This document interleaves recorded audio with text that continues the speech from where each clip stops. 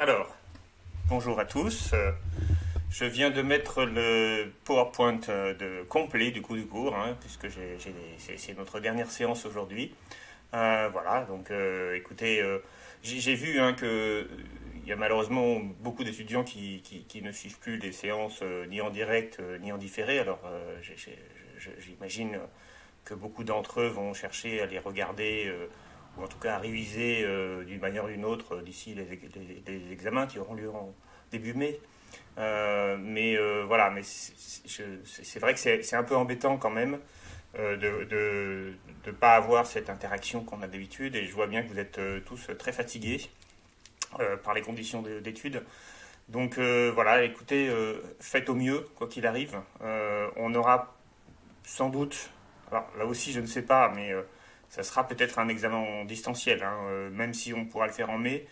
Moi je suis prêt à faire une épreuve en distanciel ou une épreuve en présentiel, ça va dépendre vraiment des conditions dans lesquelles on sera. Euh, mais quoi qu'il arrive, ça sera dans les deux cas, il y aura de la rédaction à faire, ce ne sera pas juste des QCM. Voilà, je tiens à ce que la qualité de l'évaluation ne soit pas perturbée par tout cela. Sachant que c'est pas non plus la mer à boire hein, d'apprendre ce cours, c'est pas des questions pièges que je pose, ce sont des questions qui sont juste là pour vérifier l'acquisition des connaissances. Alors, n'hésitez pas à me poser des questions dans le chat bien sûr, mais aussi vous pouvez me poser des questions dans le cadre de la dernière après le chat, hein, après la dernière séance, où vous pouvez toujours me contacter si vous avez des questions, précises, de compréhension du cours. Alors, je vais. Voilà. Donc, on va faire la dernière séance. On va la faire, donc, chapitre 6, sur la crise économique des années 30. Donc, c'est notre dernier chapitre. Et je pense que c'est un chapitre évidemment important, parce que quand on parle de l'histoire des faits économiques, la crise des années 30, hein, le krach boursier de 1929, pardon, et ses conséquences sont l'une des choses qui reviennent le plus souvent. Notamment, on en parle souvent quand on va comparer cette crise avec les crises qui ont eu lieu plus tard, les crises ultérieures. Et donc, c'est un cours à partir de la crise de 1929 et de celle qui va suivre, hein, puisque ça ne va pas s'arrêter en un an, ça va en fait se poursuivre pendant 10 ans, cette crise américaine, qui va être aussi une crise mondiale. Et bien, en fait, ça va nous permettre de réfléchir sur les crises plus globalement, puisque c'est quelque chose qui revient régulièrement dans le capitalisme. Donc voilà, donc premier élément de réflexion, qu'est-ce que c'est qu'une crise économique du capitalisme? En quoi elle se distingue des crises qui existaient auparavant dans des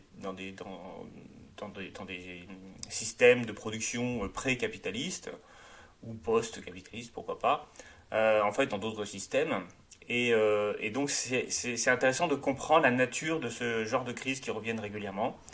Alors, quand je parle ici de crise, le modèle de crise, c'est pas celle qu'on connaît aujourd'hui avec le coronavirus, évidemment, puisque là, c'est vraiment une crise exogène. Non, ce qui est intéressant, c'est de voir comment le système capitaliste peut lui-même engendrer ses propres crises et essayer de comprendre pourquoi est-ce qu'il engendre ses propres crises, en tout cas d'après les, les- quelles théories on peut avoir pour l'expliquer. Alors bien sûr, vous vous souvenez qu'au premier semestre, nous avons vu dans le cours d'introduction à l'analyse économique les crises économiques vues par Marx, qui sont toujours d'actualité aujourd'hui. Hein, c'est-à-dire que la question des débouchés, la question de l'accumulation du capital, sont évidemment des questions qui sont au cœur de l'explication des crises aujourd'hui.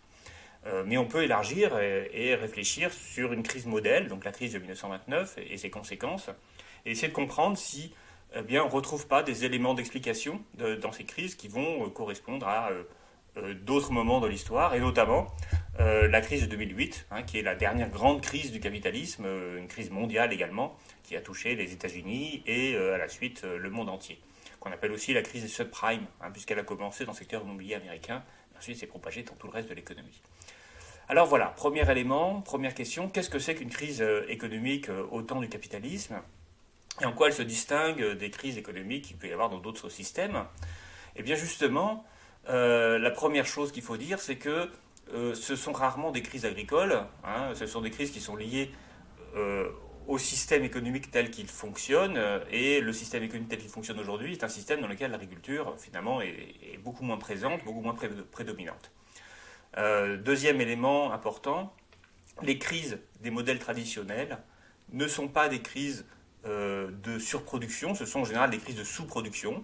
Qu'est-ce qu'on a? Une mauvaise récolte, une catastrophe climatique ou autre, ou un champignon qui vient dévaster les récoltes.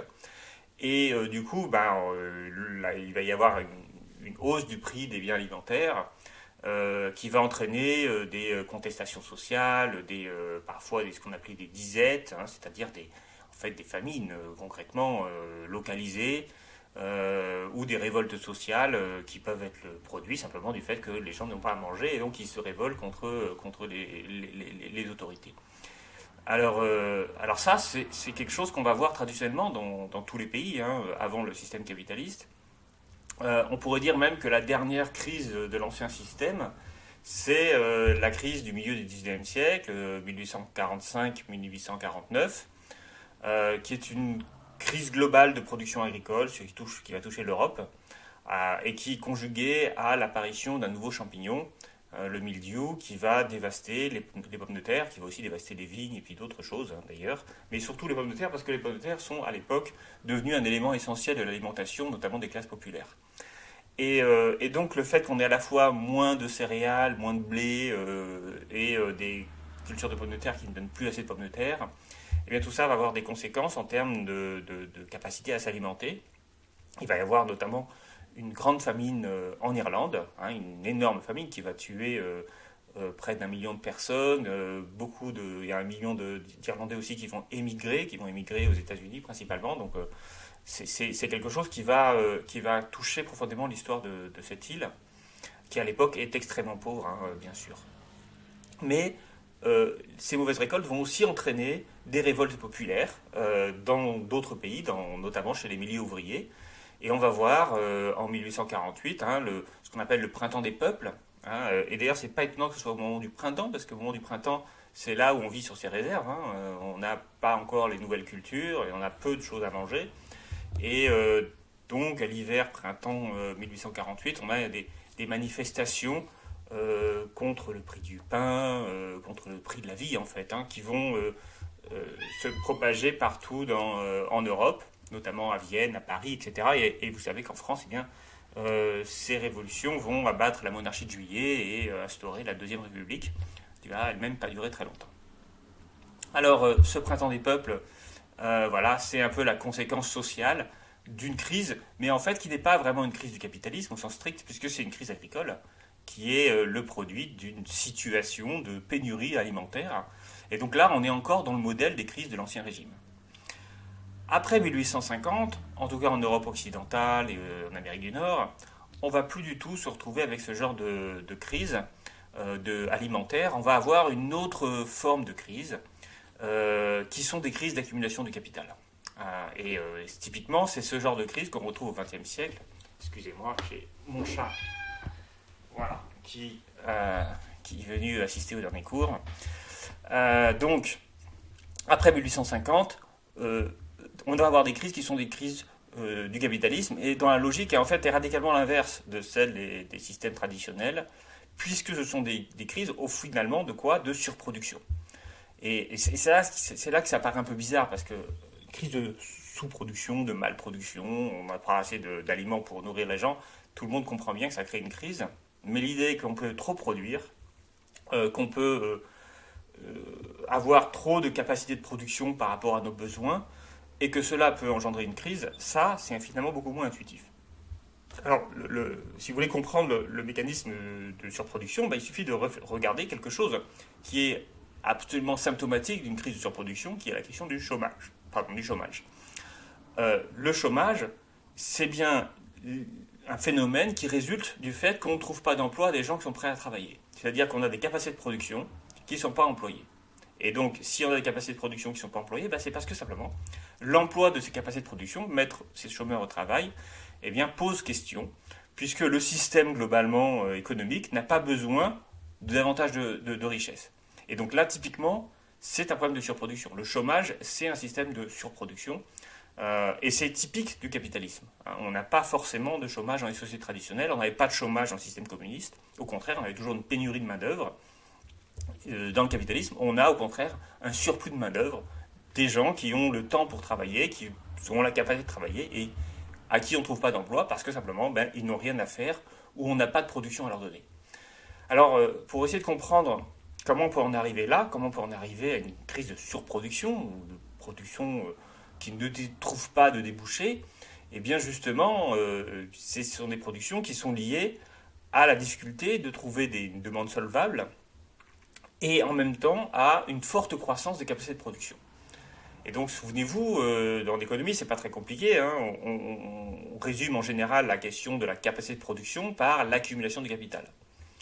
Et en fait, qu'est-ce que c'est qu'une crise du capitalisme? C'est une crise qui justement résulte d'une trop forte accumulation de capital, qui du coup, le capital s'étant beaucoup accumulé, eh bien, il produit trop, et cette surproduction va entraîner une crise débouchée, qui va elle-même entraîner, du coup, un ralentissement du processus d'accumulation, et même une destruction de capital parfois, parce que qu'est-ce que c'est qu'une faillite d'entreprise? C'est une destruction de la capital et une diminution de nouveaux investissements. Alors en général, c'est comme ça que ça se produit. On commence par ne plus pouvoir vendre. Donc le numéro 1, c'est la crise de débouché. Alors qui va se voir parce que tout d'un coup, on va avoir des stocks qui vont s'accumuler, qu'on ne pourra plus vendre. Donc on va du coup écouler ces stocks, donc moins produire.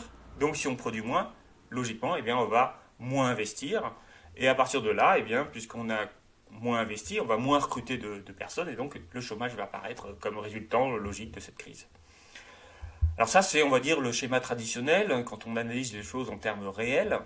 Mais très vite, et c'est ça qui va être au cœur de la crise des années 30, on va se retrouver avec des crises qui ne vont pas se déclencher dans le système réel, c'est-à-dire qui ne sont pas liées à en fait juste un problème de débouché, mais qui sont liées à une crise financière. Et dans ce cas-là, on va avoir une autre logique de crise, qui est la numéro 2 ici, qui va engendrer après une crise dans le secteur réel, mais qui commence très souvent dans le secteur financier.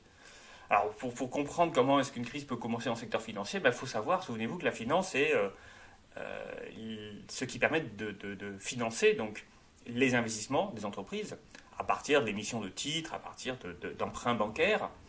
Et donc, ce qui va se passer, c'est que le financier, celui qui va financer, il va chercher à donner de l'argent, en quelque sorte, à une entreprise, en escomptant récupérer une partie des profits de l'entreprise.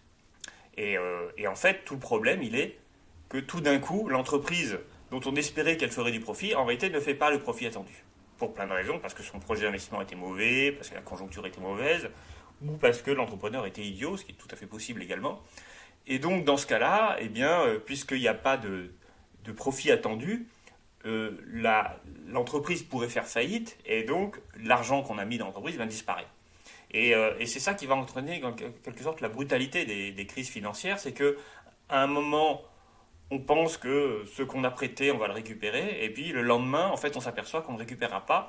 C'est un peu du tout noir ou tout blanc, c'est-à-dire que la finance, c'est un pari, en fait. C'est un pari sur l'avenir, et ce pari, il peut être bon, il peut être faux. Et lorsqu'il est faux, on le sait souvent assez brutalement. Et dans ce cas-là, tout l'argent qu'on a mis, d'un coup, va disparaître, c'est-à-dire qu'on sait qu'on aura beaucoup de mal à le récupérer. Et quand on a placé trop d'argent, on peut faire faillite. Alors en fait, c'est ainsi qu'on peut analyser une crise du système financier ou du système bancaire, qui sont tous les deux bien sûr mêlés, qui en général commence comme cela, c'est-à-dire des créances douteuses. Une créance douteuse, c'est un avoir qu'on possède, une créance, mais dont on ne sait pas si on va pouvoir la récupérer. Ces créances douteuses s'accumulent, au final, une grande partie ne va pas être remboursée, et donc on va se retrouver avec une banque qui va faire faillite.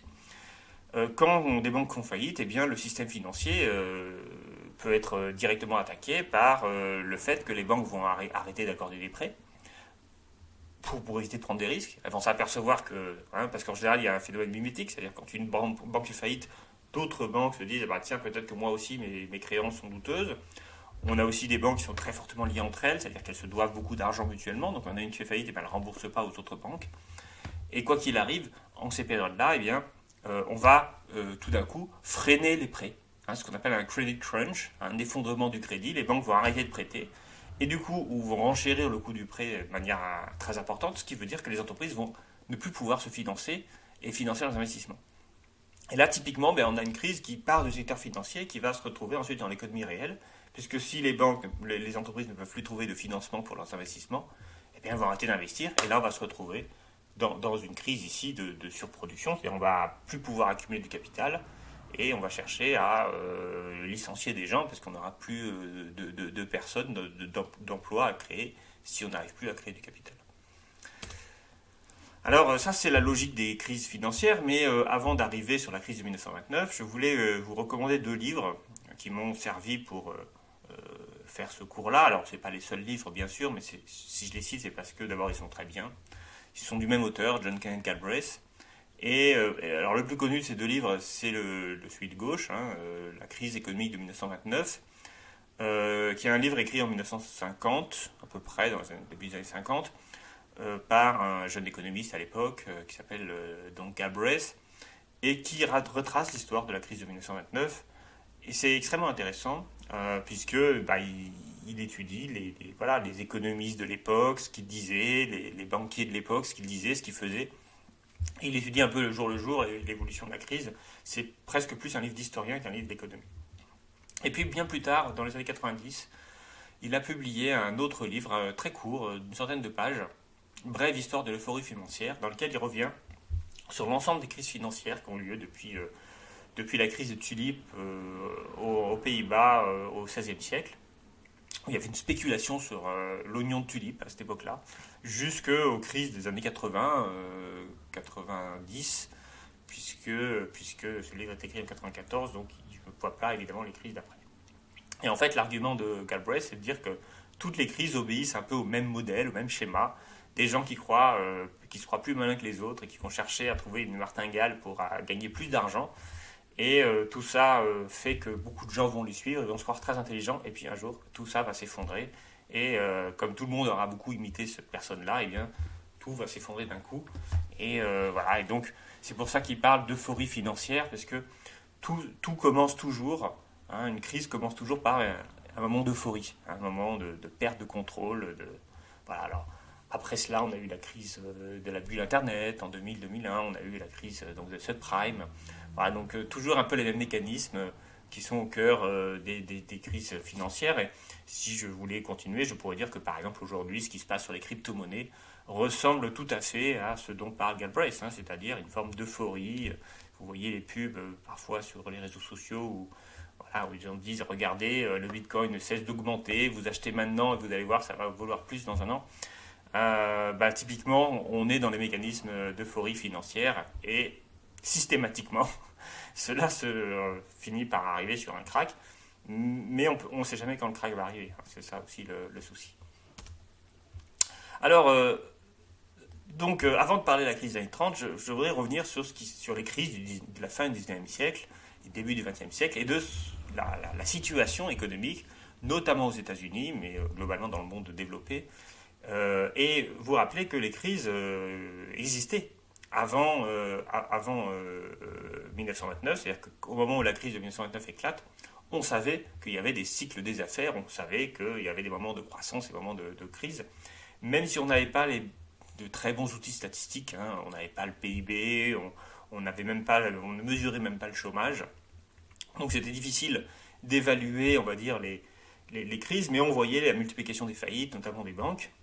Et puis il y avait quelque chose qui s'est passé à la fin du 19e siècle, enfin de la deuxième moitié du 19e siècle, qui a suscité aussi plus de crises, c'est l'apparition du chemin de fer, puisque c'était une technologie, à l'époque évidemment une technologie nouvelle, le transport, mais qui était extrêmement coûteuse, qui nécessitait énormément d'investissements.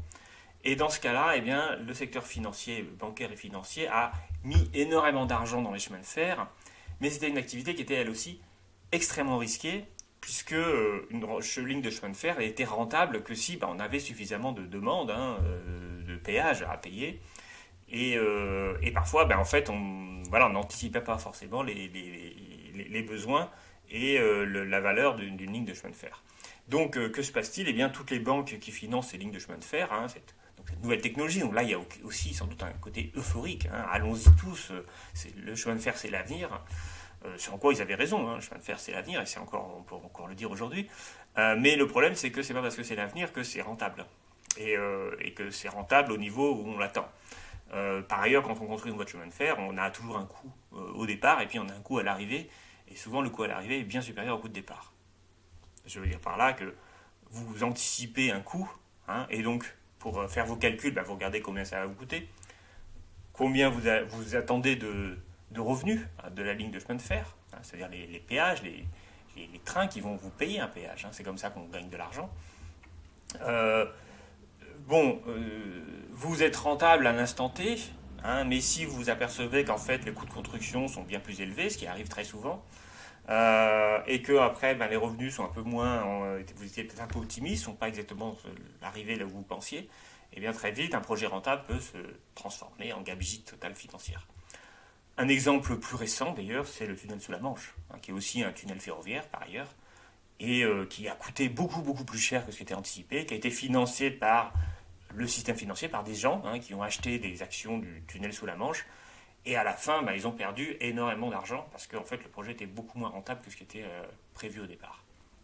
Tout ça pour vous expliquer que ce grand travaux de construction de voies de chemin de fer était l'occasion de très nombreuses crises financières.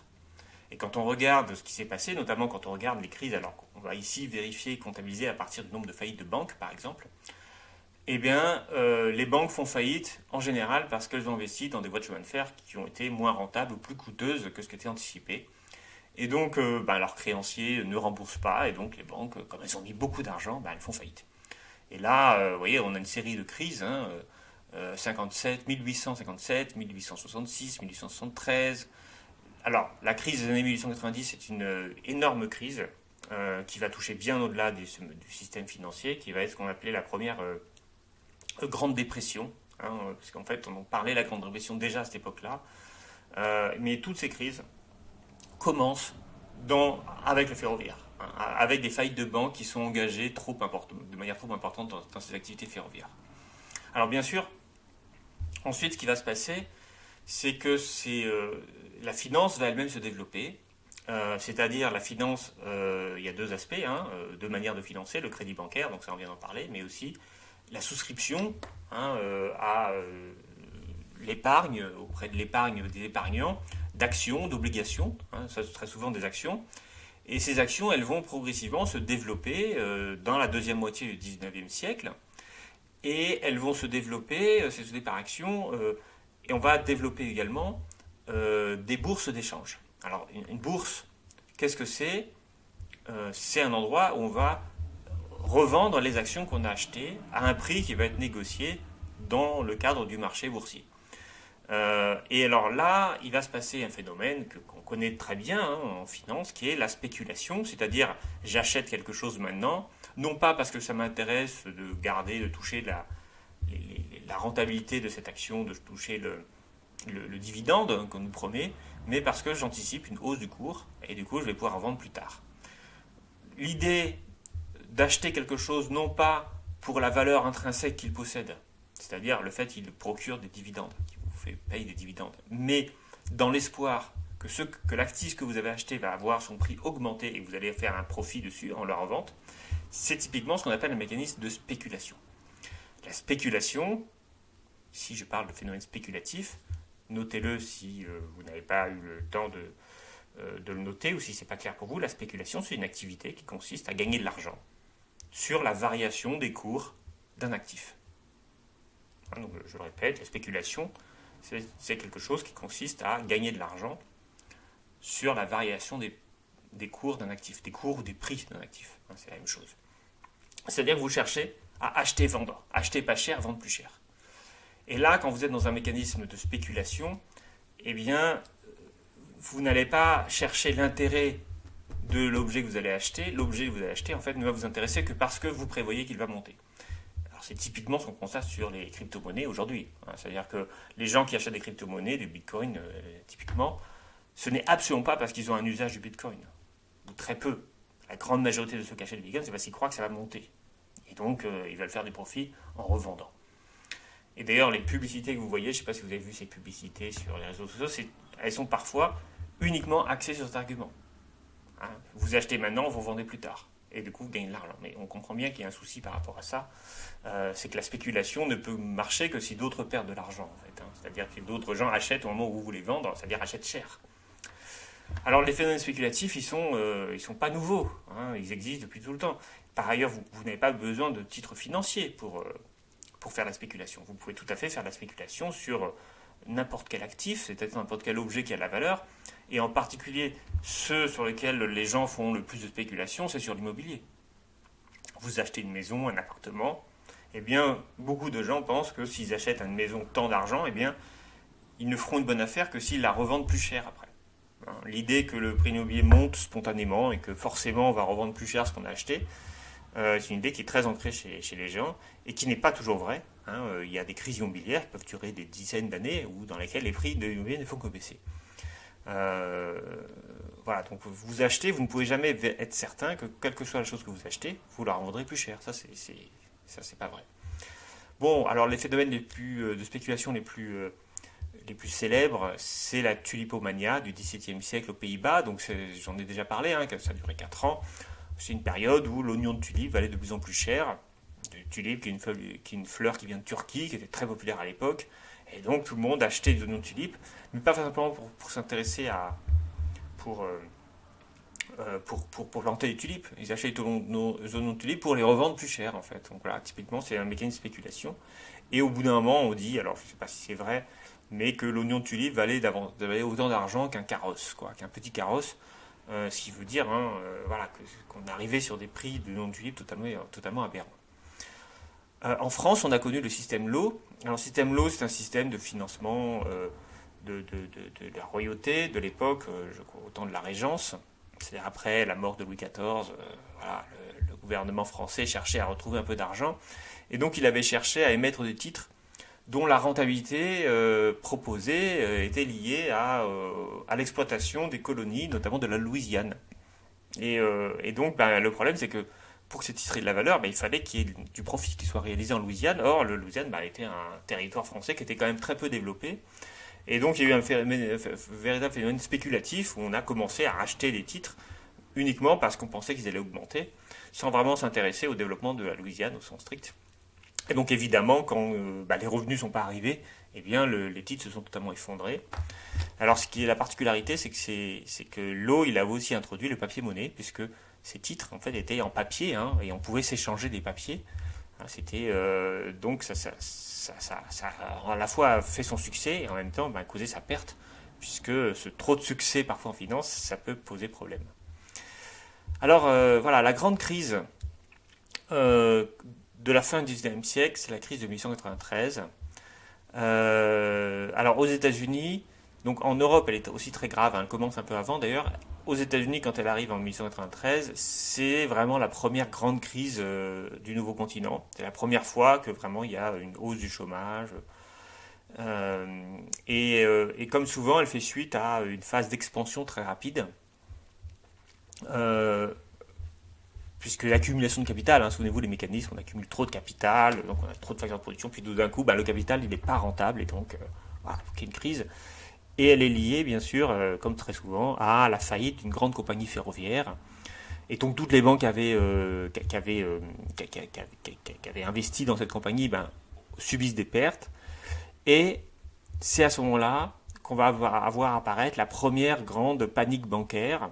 Alors une panique bancaire, qu'est-ce que c'est ? C'est un moment où tout le monde se rue au guichet pour récupérer son argent. Parce qu'on a peur que la banque fasse faillite. Et à l'époque, il n'y avait pas de banque centrale américaine. Donc une panique bancaire pouvait faire s'effondrer les banques, puisque vous savez qu'une banque centrale, elle sert justement à refinancer les banques. Et par ailleurs, si vous ne savez pas, je vous le dis, on ne met plus en faillite une banque en se ruant à son guichet pour essayer de récupérer en argent liquide le montant de son dépôt. Pourquoi on ne fait plus faire faillite une banque comme ça ? Parce qu'en fait, la banque est soutenue par la Banque centrale et la Banque centrale imprimera le nombre de billets nécessaires sans aucun souci. Donc vous ne ferez pas faillite, votre banque ne fera pas faillite si tout le monde se rue pour récupérer son argent en liquide. Mais à l'époque, il n'y avait pas de banque centrale aux États-Unis, donc ça c'était possible. On pouvait se retrouver à avoir plus de possibilité de retirer son argent. Et c'est la raison pour laquelle d'ailleurs il y avait des paniques bancaires. C'est-à-dire que les paniques bancaires étaient elles-mêmes le produit du fait qu'on savait que tout le monde ne pourrait pas récupérer son argent. Alors par ailleurs, le système bancaire américain à l'époque n'est pas du tout stable. Bon, voilà. Donc encore une fois, pas de banque centrale, mais aussi le dollar, donc la monnaie américaine, était à la fois adossé sur l'or et sur l'argent. C'est ce qu'on appelle un système bimétallique. Et du coup, ça crée des désordres, hein, parce que finalement, donc on est censé convertir son dollar en or ou en argent, mais en fonction du cours de l'or et de l'argent, on pouvait convertir dans l'un ou dans l'autre. Et donc ça crée une fragilité du dollar. Et tout cela crée, comme d'habitude, un credit crunch, c'est-à-dire un effondrement des crédits, des prêts des banques, et donc une incapacité pour les entreprises de se financer auprès du secteur bancaire, donc de financer leurs investissements.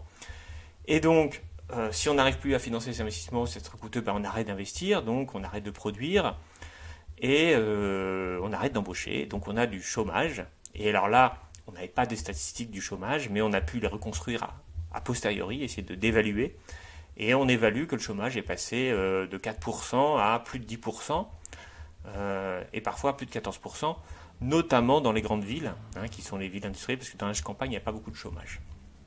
Et donc, à toute la fin du 19e siècle, on a cette crise qui est typique d'une crise du capitalisme contemporain, mais qui est aussi liée, vous voyez, à un système financier extrêmement archaïque, hein, c'est-à-dire pas de banque centrale, une monnaie bimétallique dont on ne sait plus trop sur quoi elle est fondée finalement, et un comportement des ménages qui va aller vers la panique bancaire et qui va accentuer les crises.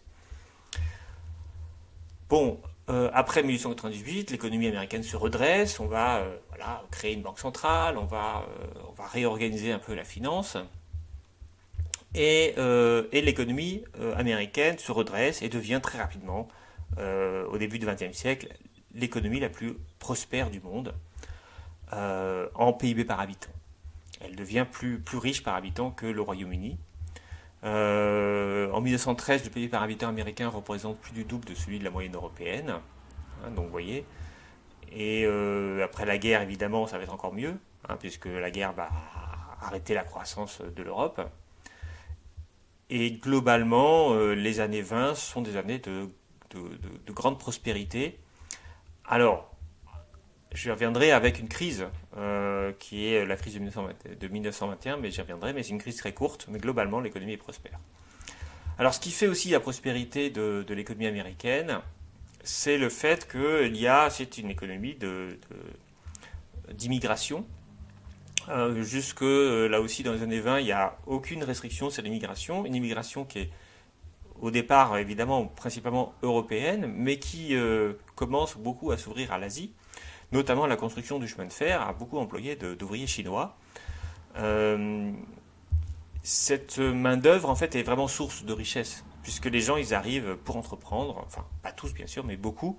Ils arrivent, alors certains arrivent sans rien, mais beaucoup arrivent aussi avec du capital qui va investir. Et souvenez-vous, je vous avais dit que aux États-Unis, on ne pouvait pas faire comme en Europe, vendre ses terres et construire une usine, puisque le prix des terres est trop faible. Et donc l'investissement, hein, les entrepreneurs américains viennent souvent de l'ancien monde. Ce sont souvent des migrants qui vendent leurs terres, on va dire, en Europe et qui, avec leur argent, vont investir aux États-Unis. Donc, l'immigration, en l'occurrence, enrichit clairement les États-Unis. En tout cas, leur apporte du capital humain, leur apporte aussi toutes les technologies et les découvertes d'Europe, hein, qui vont arriver forcément aux États-Unis. L'économie américaine est tellement prospère que très vite, alors elle est prospère aussi parce que, comme j'ai dit, le coût de la terre est très faible, et ça a aussi des avantages. Ça veut dire que les salaires peuvent être faibles, ou en tout cas la productivité agricole peut être bien plus élevée, parce qu'on va pouvoir cultiver sur des plus grands espaces et avec moins de coûts en fait d'entrée. Et ça, c'est lié au fait que les États-Unis, c'est un pays neuf, hein, donc le coût de la terre est très faible.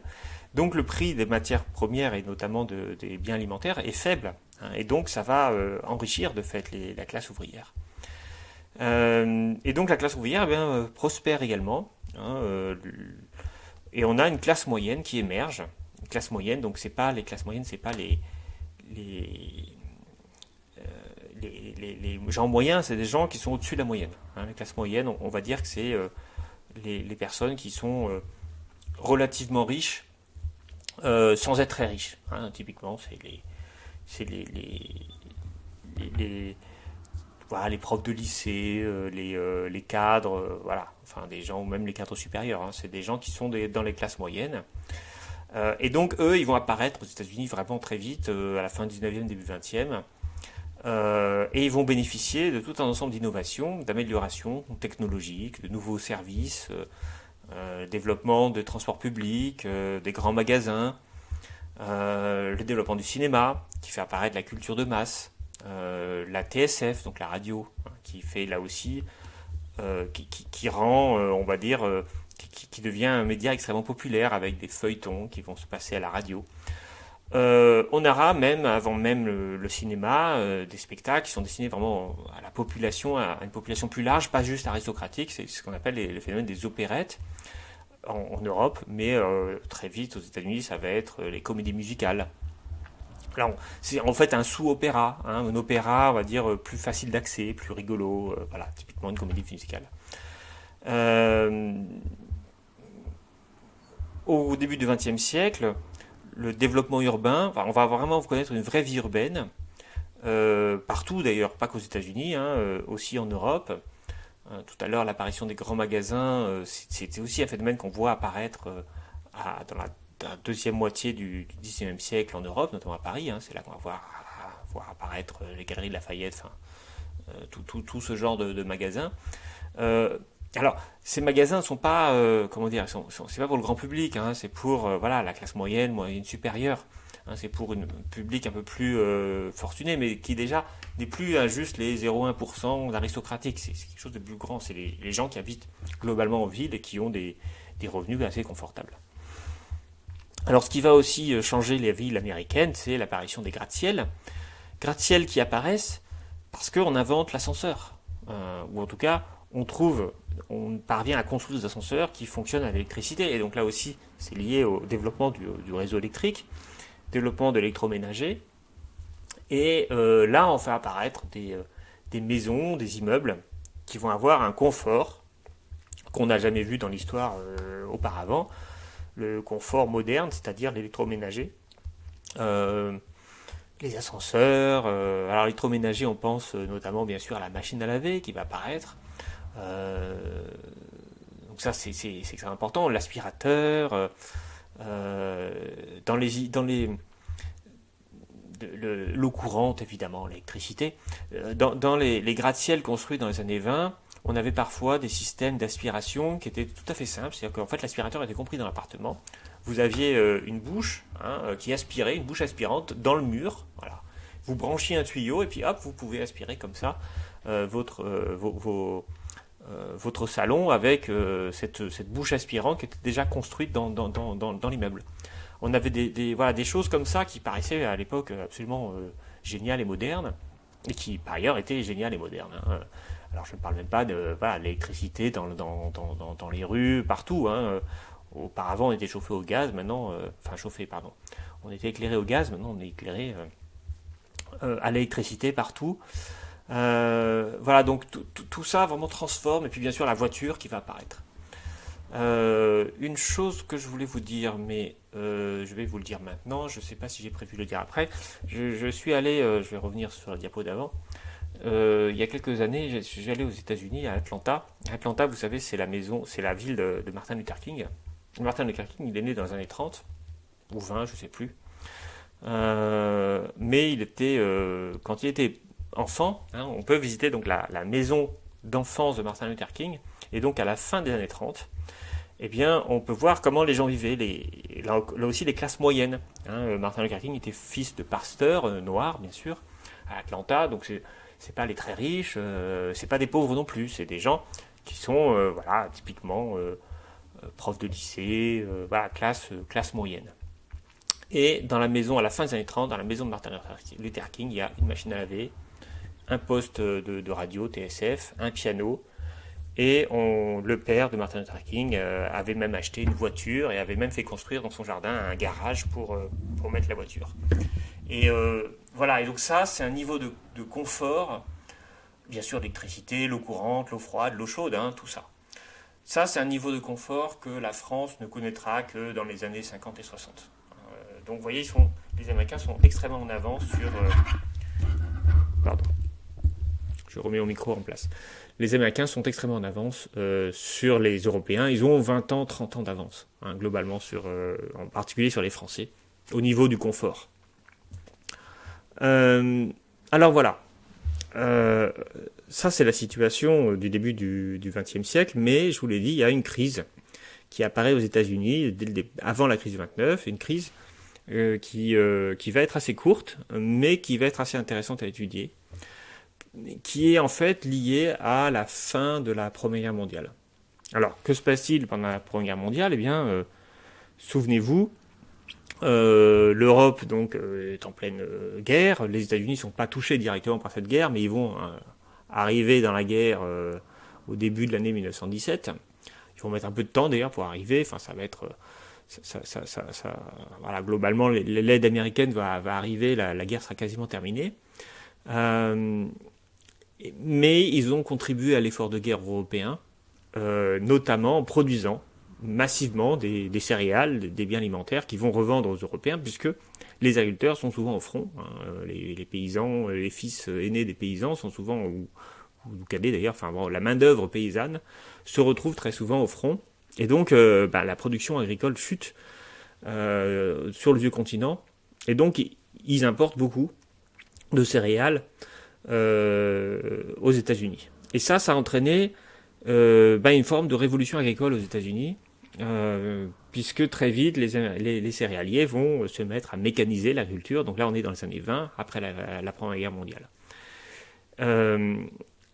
Et le souci, c'est que bien sûr, une fois que la guerre s'arrête, bien les Européens reproduisent des biens agricoles, et tous ces investissements qui ont été réalisés par les Américains, bien en fait, s'avèrent à ne plus pouvoir être vendus.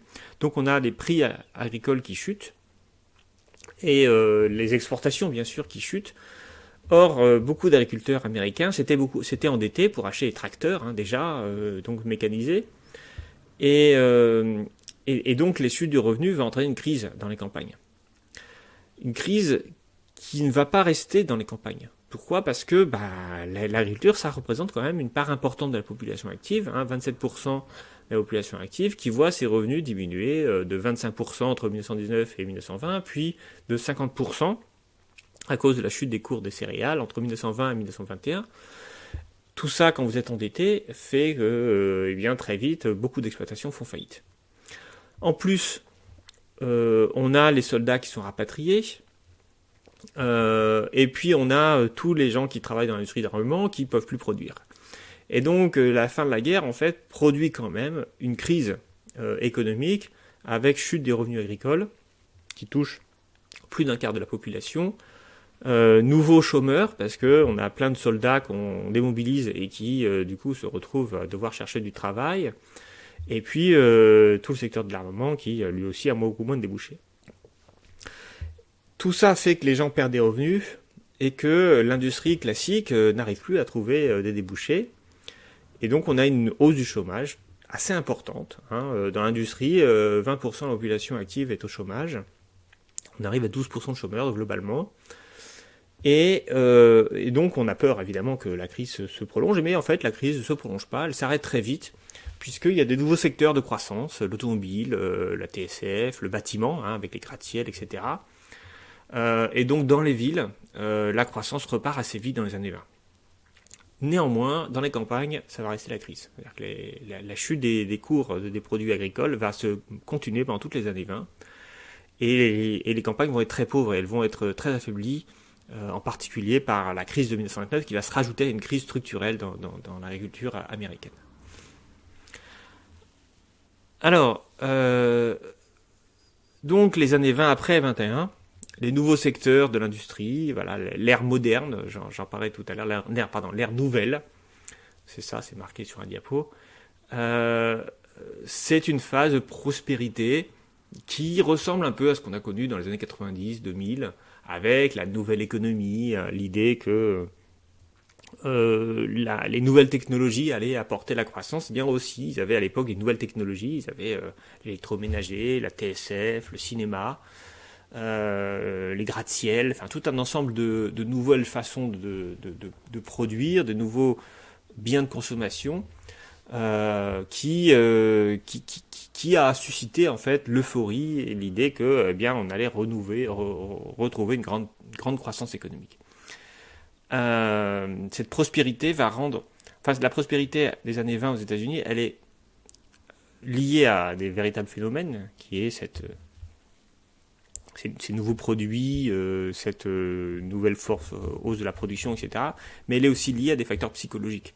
L'idée que maintenant l'économie va être différente, maintenant on rentre dans la modernité. On va voir ce que c'est qu'une ville comme New York ou Chicago qui tout d'un coup voit des gratte-ciel apparaître. C'est-à-dire que concrètement, on a l'impression qu'on vit dans un autre monde. Puis encore une fois, l'usage généralisé de l'électricité, qui va devenir quelque chose de normal, puis l'électroménager. Tout cela va transformer profondément le mode de vie. Ça va toucher vraiment les gens. Et donc l'idée que qu'on arrive à la modernité et que la modernité sera profondément différente des temps anciens apparaît chez les gens. Et ça, c'est un truc qu'on n'avait jamais connu auparavant. Puisque finalement, jusqu'à la fin du 19e siècle, le mode de vie n'avait pas beaucoup changé. On restait sur des technologies traditionnelles. Pour la plupart du temps, on se chauffait au bois ou au charbon. On s'éclairait à la bougie ou au gaz ou à la lampe à huile, ça ne changeait pas par rapport à avant. Maintenant, voilà, on a accès à tout un ensemble d'autres choses. Et d'ailleurs, Aldous Huxley, qui a écrit Le meilleur des mondes, ou Charlie Chaplin, qui fait Les temps modernes, montrent cette nouvelle ère et l'importance que ça a. C'est-à-dire que ces romans d'anticipation de l'époque, où ces analyses de la modernité sont typiques d'une société qui change très très rapidement. De la même façon qu'on a pu avoir l'impression, avec le développement d'Internet dans les années 90 et 2000, que voilà, on arrivait dans une nouvelle économie, dans une nouvelle ère. Et par ailleurs, c'était vrai. Dans les deux cas, c'était vrai. C'est-à-dire que concrètement, le mode de vie sera plus du tout le même après les années 20 aux États-Unis, après les années 50 en France, par exemple, qu'auparavant. Et globalement, il est vrai aussi que Internet a profondément modifié nos vies. Regardez, on est en train de faire un cours par Internet juste maintenant. Mais alors, ce qui est intéressant aussi, c'est que cette idée de nouveauté, eh bien, elle est extrêmement favorable à la spéculation, à l'optimisme et donc à l'euphorie que décrit Galbraith. Et c'est bien ce qu'on constate sur les indices boursiers, puisque je vous montre ici un petit graphique. Donc, on voit l'évolution de l'indice Dow Jones de 1921 à 1929, c'est-à-dire comment est-ce que globalement, un indice boursier, c'est un panier d'actions en fait, des plus grandes, là c'est 30 plus grandes entreprises de l'époque, et on voit que la valeur de ces actions ne cesse d'augmenter, et même qu'elle augmente, vous voyez, avec une courbe exponentielle, c'est-à-dire que on a un taux de croissance qui est toujours à peu près le même, mais qui entraîne une hausse de plus en plus forte de la valeur des bourses. Et cette hausse, elle renforce les gens dans cette idée d'euphorie, bien sûr, parce qu'ils vont voir, alors vous voyez, des moments de petite baisse, mais qui sont jamais durables, et la hausse, globalement, est toujours plus forte que la baisse.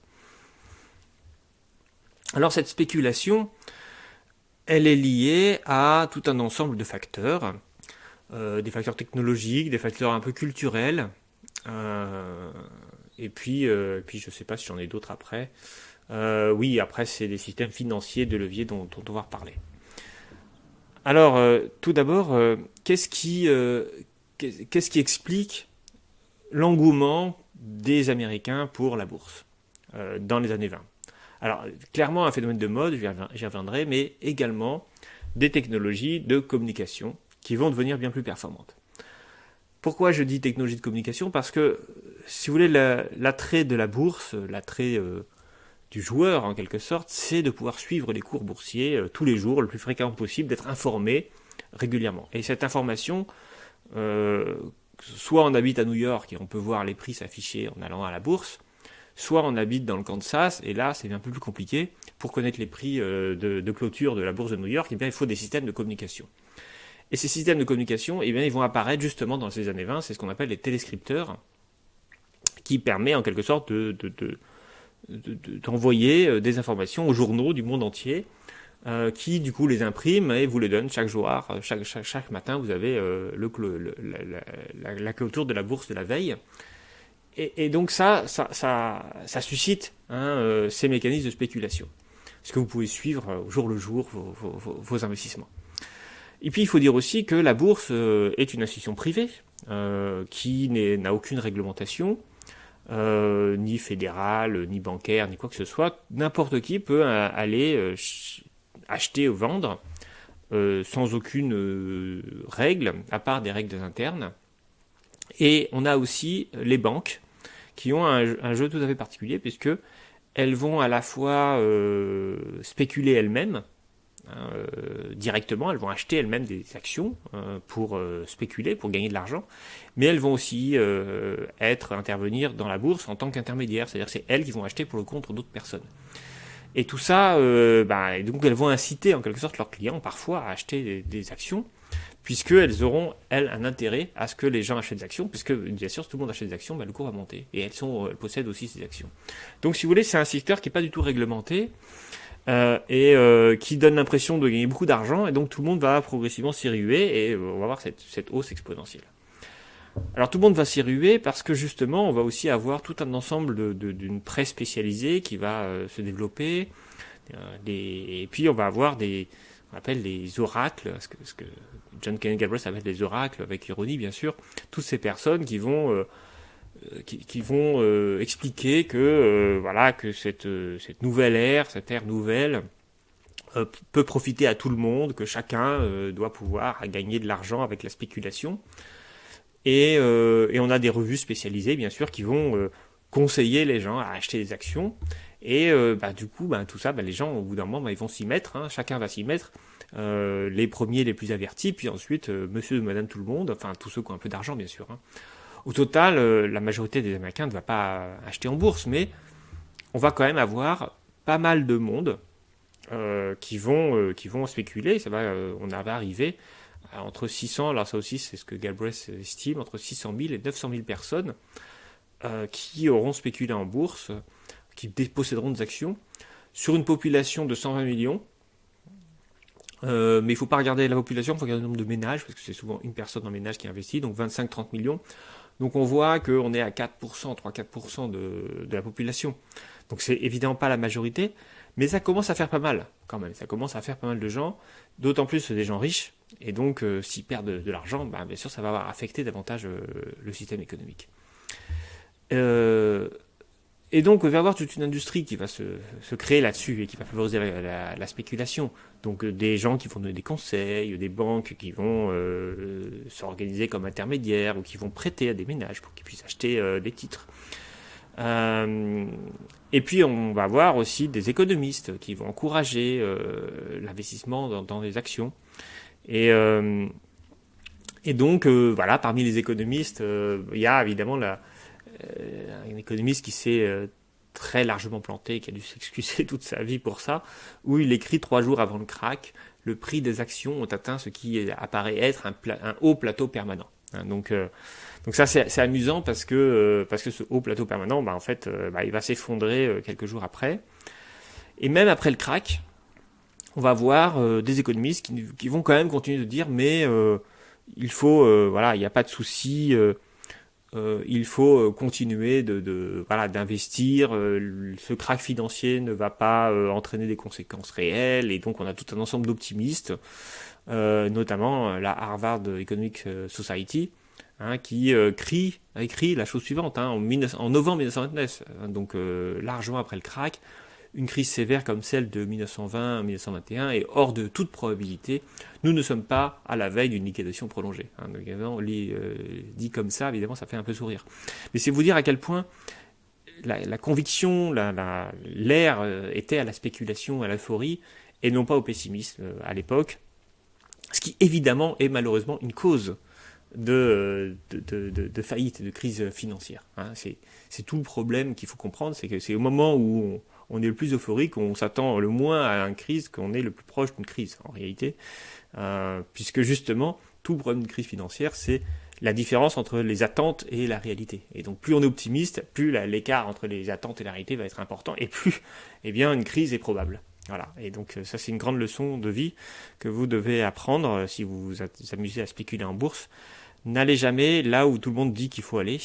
Ne croyez jamais les discours optimistes, parce que ça veut dire qu'en général, ça risque d'aller mal.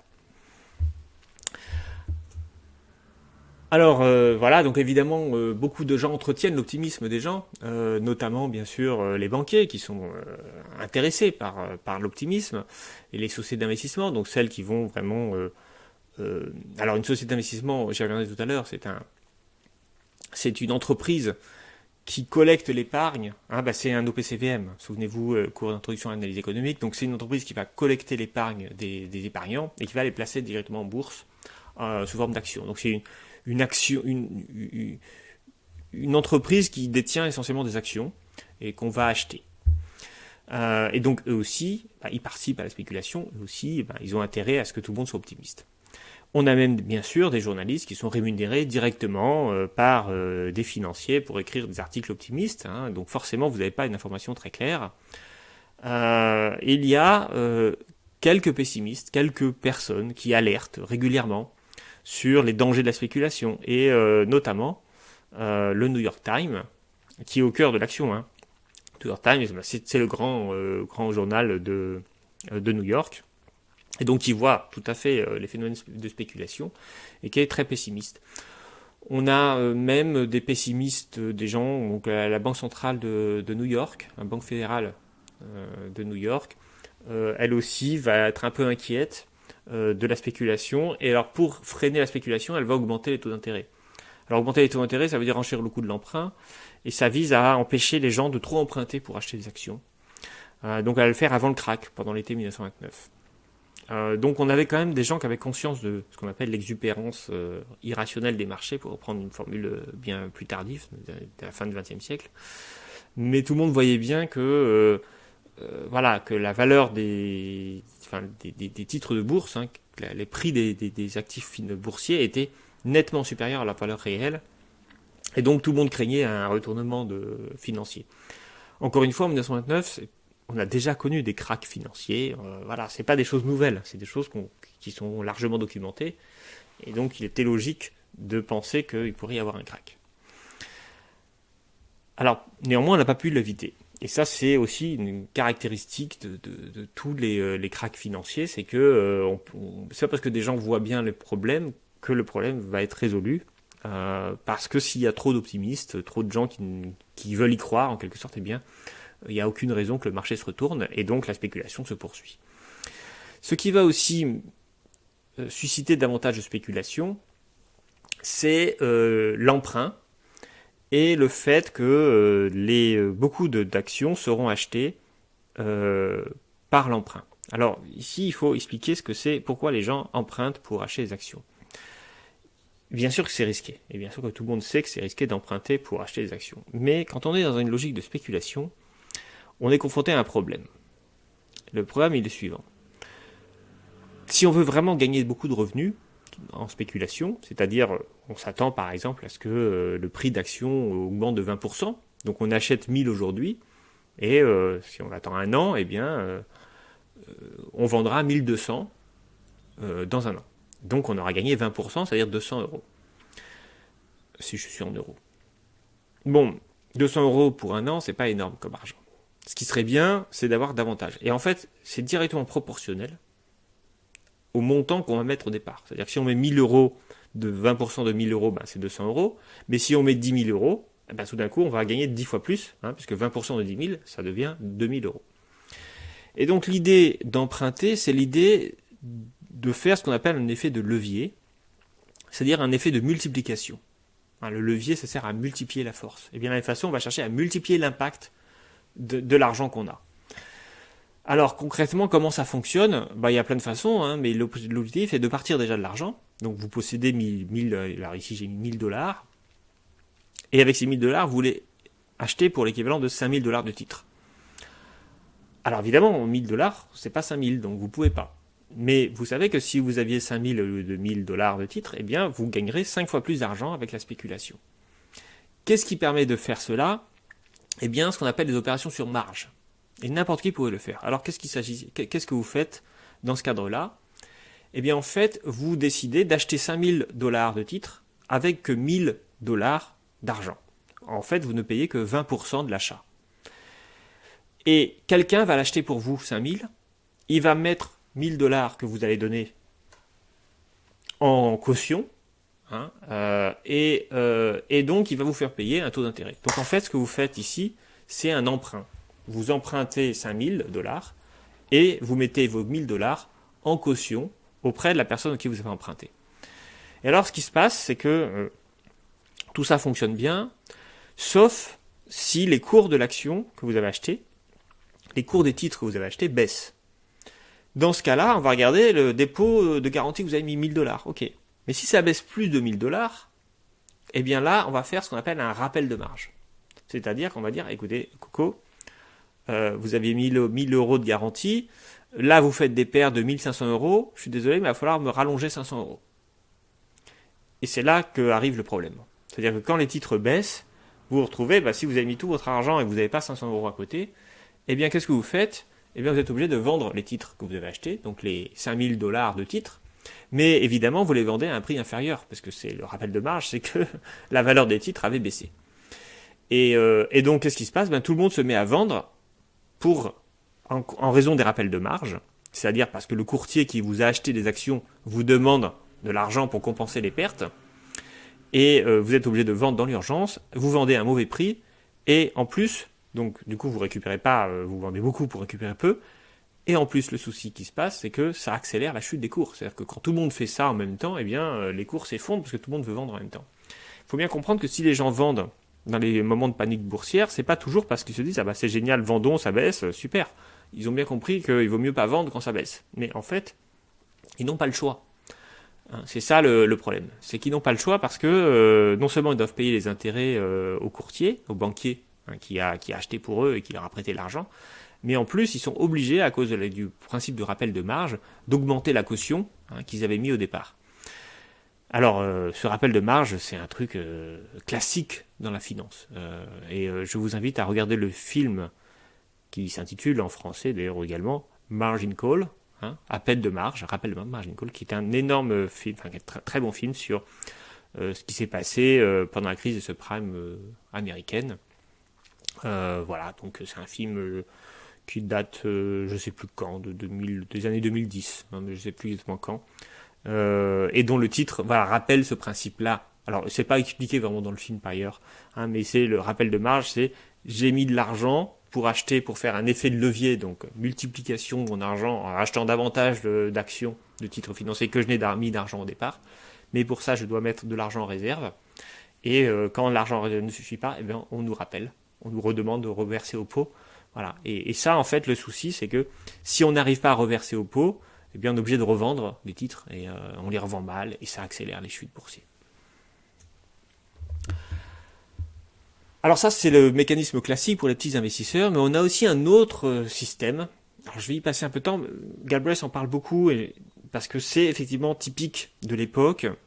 C'est comment les sociétés d'investissement permettent de créer des nouveaux types de leviers. En fait, la thèse de Galbraith, alors pas dans la crise de 1929, mais dans la brève histoire de l'euphorie financière,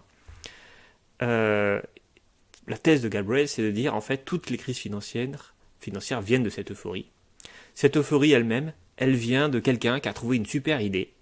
Et cette super idée, eh bien, c'est toujours le levier. C'est-à-dire que le levier, c'est toujours le mécanisme qui va à la fois créer l'euphorie et la crise, l'euphorie et donc la crise. Et ce levier, eh bien, en fait, il peut être, donc il est, là je vous l'expliquais, c'est le multiplié par 5 ici, dans le système que je vous ai présenté, mais on peut le trouver caché, niché dans des choses qui apparaissent pas spontanément comme des systèmes d'emprunt et de levier. Et notamment, la société d'investissement. La société d'investissement, c'est une forme de levier caché. Voilà. Et je vais vous expliquer comment ça fonctionne. Donc ces sociétés d'investissement, elles sont créées par les banques, très souvent, qui veulent les proposer à leurs épargnants. Et ce sont des sociétés qui concrètement émettent des actions, donc comme toute société, mais ces actions sont achetées par les épargnants, et avec l'argent des épargnants, elles vont racheter des actions d'autres entreprises.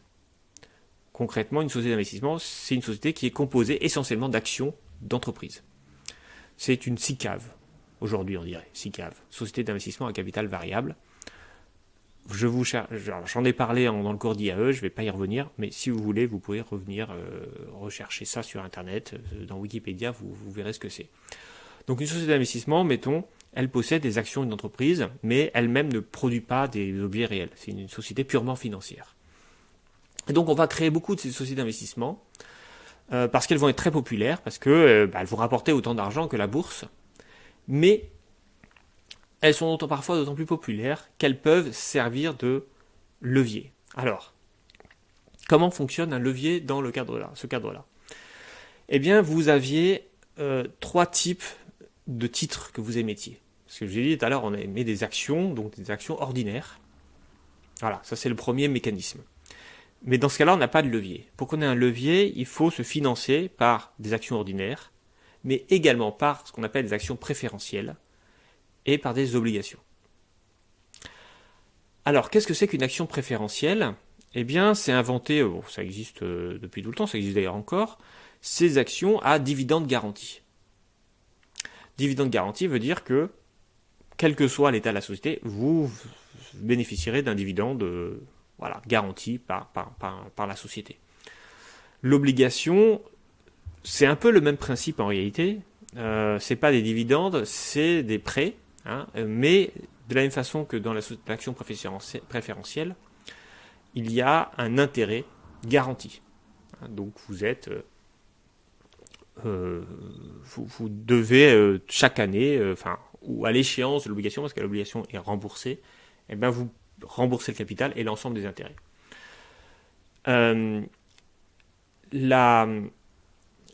Le fait d'avoir à la fois des actions préférentielles et des obligations comme source de financement fait que ces titres-là ne vont pas voir leur valeur augmenter, puisque leur valeur, elle est déjà décidée.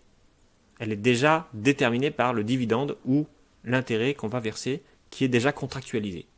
Ce qui signifie une chose, c'est que si il y a quelque chose qui peut gagner en valeur dans l'entreprise, si l'entreprise globalement gagne 50% de sa valeur, ces 50% ne reposeront que sur les actions ordinaires. Et donc, qu'est-ce qu'on a ici ? Imaginons que vous avez une entreprise avec un tiers d'actions ordinaires, un tiers d'actions préférentielles et un tiers d'obligations, et que cette entreprise vaut globalement plus 50%, vous allez avoir ces plus 50% qui vont peser ou qui vont améliorer uniquement la valeur des actions ordinaires d'un tiers. Donc le 50%, en gros, si vous voulez, les actions préférentielles vont pas valoir plus parce que les dividendes sont garantis, les obligations vont pas valoir plus parce que pareil, l'intérêt est garanti, contractualisé, donc il ne peut pas augmenter. Par contre, toutes les actions ordinaires qui représentent donc que le tiers de la valeur de la société, va voir sa valeur augmenter de ces 50%-là. Et donc, ces 50%, en fait, ils sont multipliés par 3. Et donc, on va se retrouver à une valeur bien plus importante de ces actions ordinaires. Je vais vous montrer tout à l'heure un exemple ici en bleu. Je vais vous l'expliquer. Alors, ce système-là faisait simplement, c'est une autre manière de faire du levier. Ça veut dire que toute la hausse et toute la baisse également, bien sûr, se répercutent que sur les actions ordinaires. Ce qui fait que, avec les entreprises qui augmentent que de 50% en moyenne, les actions qui augmentent de 50%, vous allez capitaliser beaucoup plus d'argent sur un nombre réduit d'actions. Et alors évidemment, ces systèmes-là étaient, en gros, vous allez gagner beaucoup plus. Si je reprends l'exemple de tout à l'heure, si c'est un tiers, si la valeur des actifs que vous possédez, des titres financiers que la société d'investissement possède, augmente d'un tiers, globalement, en moyenne, ça veut dire que le tiers d'action ordinaire va être, lui, multiplié par 2. Il va avoir sa valeur multipliée par 2. Donc, vous voyez, avec une hausse d'un tiers, vous faites une hausse de 100%. Alors évidemment, tout ça était très populaire. Et ça veut dire que dès qu'il y avait une société d'investissement qui se créait, et qui donc émettait des actions, notamment des actions ordinaires, eh bien très vite, les gens se ruaient vers l'achat d'actions, parce qu'ils se disaient on va gagner beaucoup d'argent, et il arrivait parfois que la valeur des actions des sociétés d'investissement dépasse la valeur des actifs qu'elle détient. Ce qui est totalement absurde quand on y réfléchit. C'est-à-dire qu'en fait, vous avez une société d'investissement qui possède, je dis n'importe quoi, 100 actions de Total, qui chacune valent 10 euros. Ben voilà, elle a 1000 euros d'actifs. 100 actions qui valent chacune 10 euros, ça fait 10 fois 100, 1000. Eh bien, sa valeur boursière pouvait être par exemple de 2000. Ce qui est absurde. Parce qu'elle possède en actifs que 1000 en fait. Voilà, donc on arrivait à des choses comme ça. On pouvait aussi multiplier le levier en achetant à partir des sociétés d'investissement, non pas des titres de Total, donc de sociétés réelles par exemple, mais des titres d'autres sociétés d'investissement, qui elles-mêmes pouvaient racheter des titres d'autres sociétés d'investissement. C'est un peu les poupées russes, vous voyez. Donc dans ce cas-là, à chaque fois, vous multipliez le levier par un facteur de 3, si vous avez un tiers d'actions ordinaires et puis 2 tiers d'actions préférentielles et d'obligations. Et donc, votre levier de x3, il devient facilement, très vite, x9, etc., au carré à chaque fois. Donc, vous vous retrouvez avec des sociétés, avec des sociétés d'investissement qui achètent des actions de sociétés d'investissement qui elles-mêmes vont acheter des actions de sociétés d'investissement. Et donc, évidemment, tout ça premièrement, ça rend la finance totalement opaque, on ne sait plus tout ce qu'on achète et quelle valeur ça a. Surtout si la valeur des sociétés d'investissement peut être supérieure à la valeur des actifs. Et puis bien sûr, le problème du levier, c'est que ça joue à la hausse, mais ça joue aussi à la baisse. Exemple, donc le livre de Galbraith, alors que vous pouvez acheter, il est dans toutes les librairies, ce livre, la crise de 1929, donc page 81-82. Alors dans la version que j'avais, moi, qui est de 1970, donc ce n'est pas la bonne version que vous achèterez, vous le trouverez bien sûr à la BU, ce livre. Voilà ce qu'il donne comme exemple. Création d'une société d'investissement de 150 millions de capital. 50 millions d'obligations, 50 millions d'actions à un dividende garanti et 50 millions d'actions ordinaires. Donc on est sur le schéma que je vous ai dit, 3 tiers, 1 tiers, 1 tiers, 1 tiers.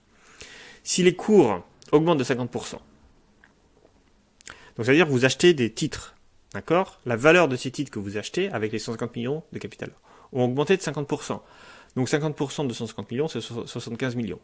Donc maintenant, vous avez 75 millions de plus, donc vous avez une société qui vaut maintenant 225 millions. Qui va bénéficier de ces 225 millions ? Eh bien, en fait, uniquement les actions ordinaires. Pourquoi les autres sont pas concernées ? Parce que les autres, elles ont une rentabilité qui est déjà contractualisée. Donc elles ne peuvent pas être plus rentables. Donc elles ne peuvent pas valoir davantage. Par contre, ceux qui ont gagné, c'est les actions ordinaires. Et eux, qu'est-ce qui se passe ? Eh bien, ces 50 millions d'actions ordinaires, maintenant, elles valent 125 millions. Soit une hausse de 150%. Donc, multiplié par 2,5. Voilà, c'est ça qui s'est passé. Donc c'est typiquement le mécanisme. Alors là, je vous parle d'une période de croissance. Donc ça veut dire que vous achetez une action d'une société d'investissement, en fait, votre capacité de faire de la croissance sera bien plus important. Le problème, c'est que il se passe l'effet inverse si jamais vos actifs, au lieu de gagner 50 millions, au lieu de gagner 50%, perdent 20%. Donc, dans ce cas-là, s'ils perdent 20%, il se passe l'effet inverse. Les 20% qui va les absorber de pertes, qui va les absorber uniquement les actions ordinaires. Donc là, elles vont perdre bien davantage que les autres. Donc on a là ici, avec ces sociétés d'investissement qui sont structurées de cette façon-là, typiquement un levier caché. C'est-à-dire qu'officiellement, elle n'emprunte pas à la banque. Même, elle a un emprunt qui représente que les obligations, donc qui a priori est faible. Mais en réalité, les 50 millions d'actions à dividende garanti représentent, en fait, puisque c'est garanti, ça représente une forme d'emprunt. C'est-à-dire qu'on contractualise le revenu que les gens vont verser, ce qui représente un peu la même chose qu'un intérêt. Sauf qu'il n'y a pas de capital à rembourser. Et donc, si on ne fait pas de profit, eh bien, on se retrouve parfois en situation de faillite. Parce qu'on doit payer et qu'on ne peut pas payer. Bon, alors concrètement, que s'est-il passé ? Eh bien, il s'est passé une dernière année 1929 qui se passe pas très très bien, puisque on commence à voir une petite récession économique dans l'été, alors qui n'est pas forcément vue par tout le monde, et globalement aussi des titres financiers qui sont très très chers. Donc les cours boursiers ont déjà été un peu une année de 1928 un peu en dents de scie. Donc là on voit pas l'année 1928, mais globalement on a une hausse. Puis vous voyez ici, il n'y a pas de hausse pendant toute la première partie de l'année 1929, et puis une grosse forte hausse pendant l'été. Et puis après ça baisse, et puis après ça s'effondre. Et ça s'effondre en octobre. Alors, que se passe-t-il en octobre? Eh bien, le 24 octobre 1929, jeudi, donc on appelle ça le jeudi noir, il y a une forme de panique, on échange beaucoup plus de titres que d'habitude, donc 12,9 millions de titres, 13 millions en une journée, c'est quand même énorme. On voit bien que la bourse de New York, c'est quelque chose déjà d'extrêmement important. Et donc, effondrement du cours. Et à la fin de la journée, des banquiers, des financiers, Richard Whitney en particulier, va intervenir pour essayer de manipuler le cours de la bourse en faisant ce qu'on appelle l'aide organisée. Alors qu'est-ce qu'il fait? Il rachète les cours pour que les cours, il soucie de l'argent pour que les cours se redressent. Et en fait, on voit bien que là aussi, on a beaucoup de gens qui ont à perdre avec l'idée qu'on puisse perdre de l'argent en bourse, parce que finalement, tout le monde s'était habitué à l'idée que la bourse, on gagnait tout le temps. C'est la raison pour laquelle le mardi, le premier crack, est moins important que prévu, parce que toutes les personnes qui ont intérêt à ce que la bourse ne s'effondre pas cherchent à la faire remonter. Donc ça rassure un peu les marchés, tout le monde s'est dit, les journaux, l'aide organisée, génial, on a des gens qui contrôlent le système. Et puis en fait, ça ne dure pas, puisque le mardi, nouvel effondrement de la bourse, et cette fois-ci, impossible, parce qu'en fait ça coûte très cher évidemment de soutenir les cours.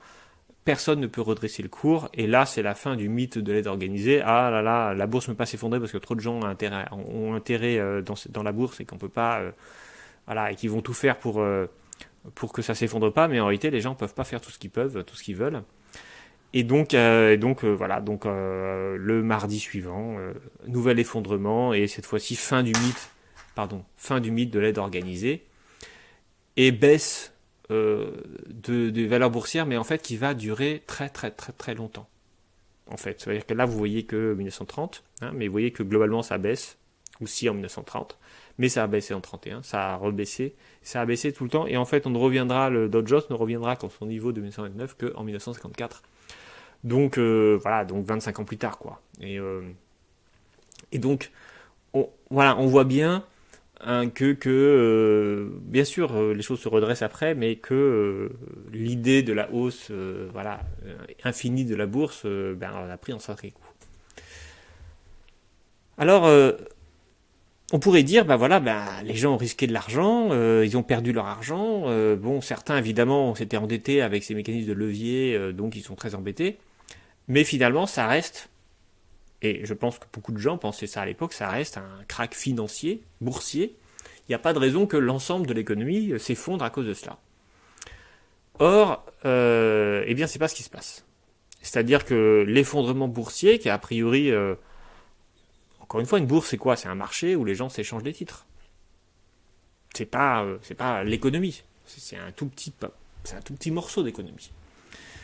Le souci, c'est comme j'ai dit, tout à l'heure, c'est que ceux qui investissent en bourse sont généralement les riches et les banquiers. Or, le souci, c'est que quand vous avez, et puis des riches qui empruntent aux banquiers par ailleurs. Donc quand vous avez des banquiers, des banques qui perdent de l'argent, leurs clients qui perdent de l'argent, dans les conditions où j'ai dit tout à l'heure, c'est-à-dire que parfois ils sont obligés de revendre leurs titres à des prix beaucoup plus faibles, tout ça entraîne la faillite, des faillites personnelles bien sûr, mais aussi, et c'est beaucoup plus embêtant, des faillites bancaires. Et quand des banques font faillite, alors à l'époque déjà, alors là maintenant il y a une banque centrale, donc la banque centrale peut les aider à trouver la liquidité, mais les banques centrales ne peuvent pas sauver financièrement les banques.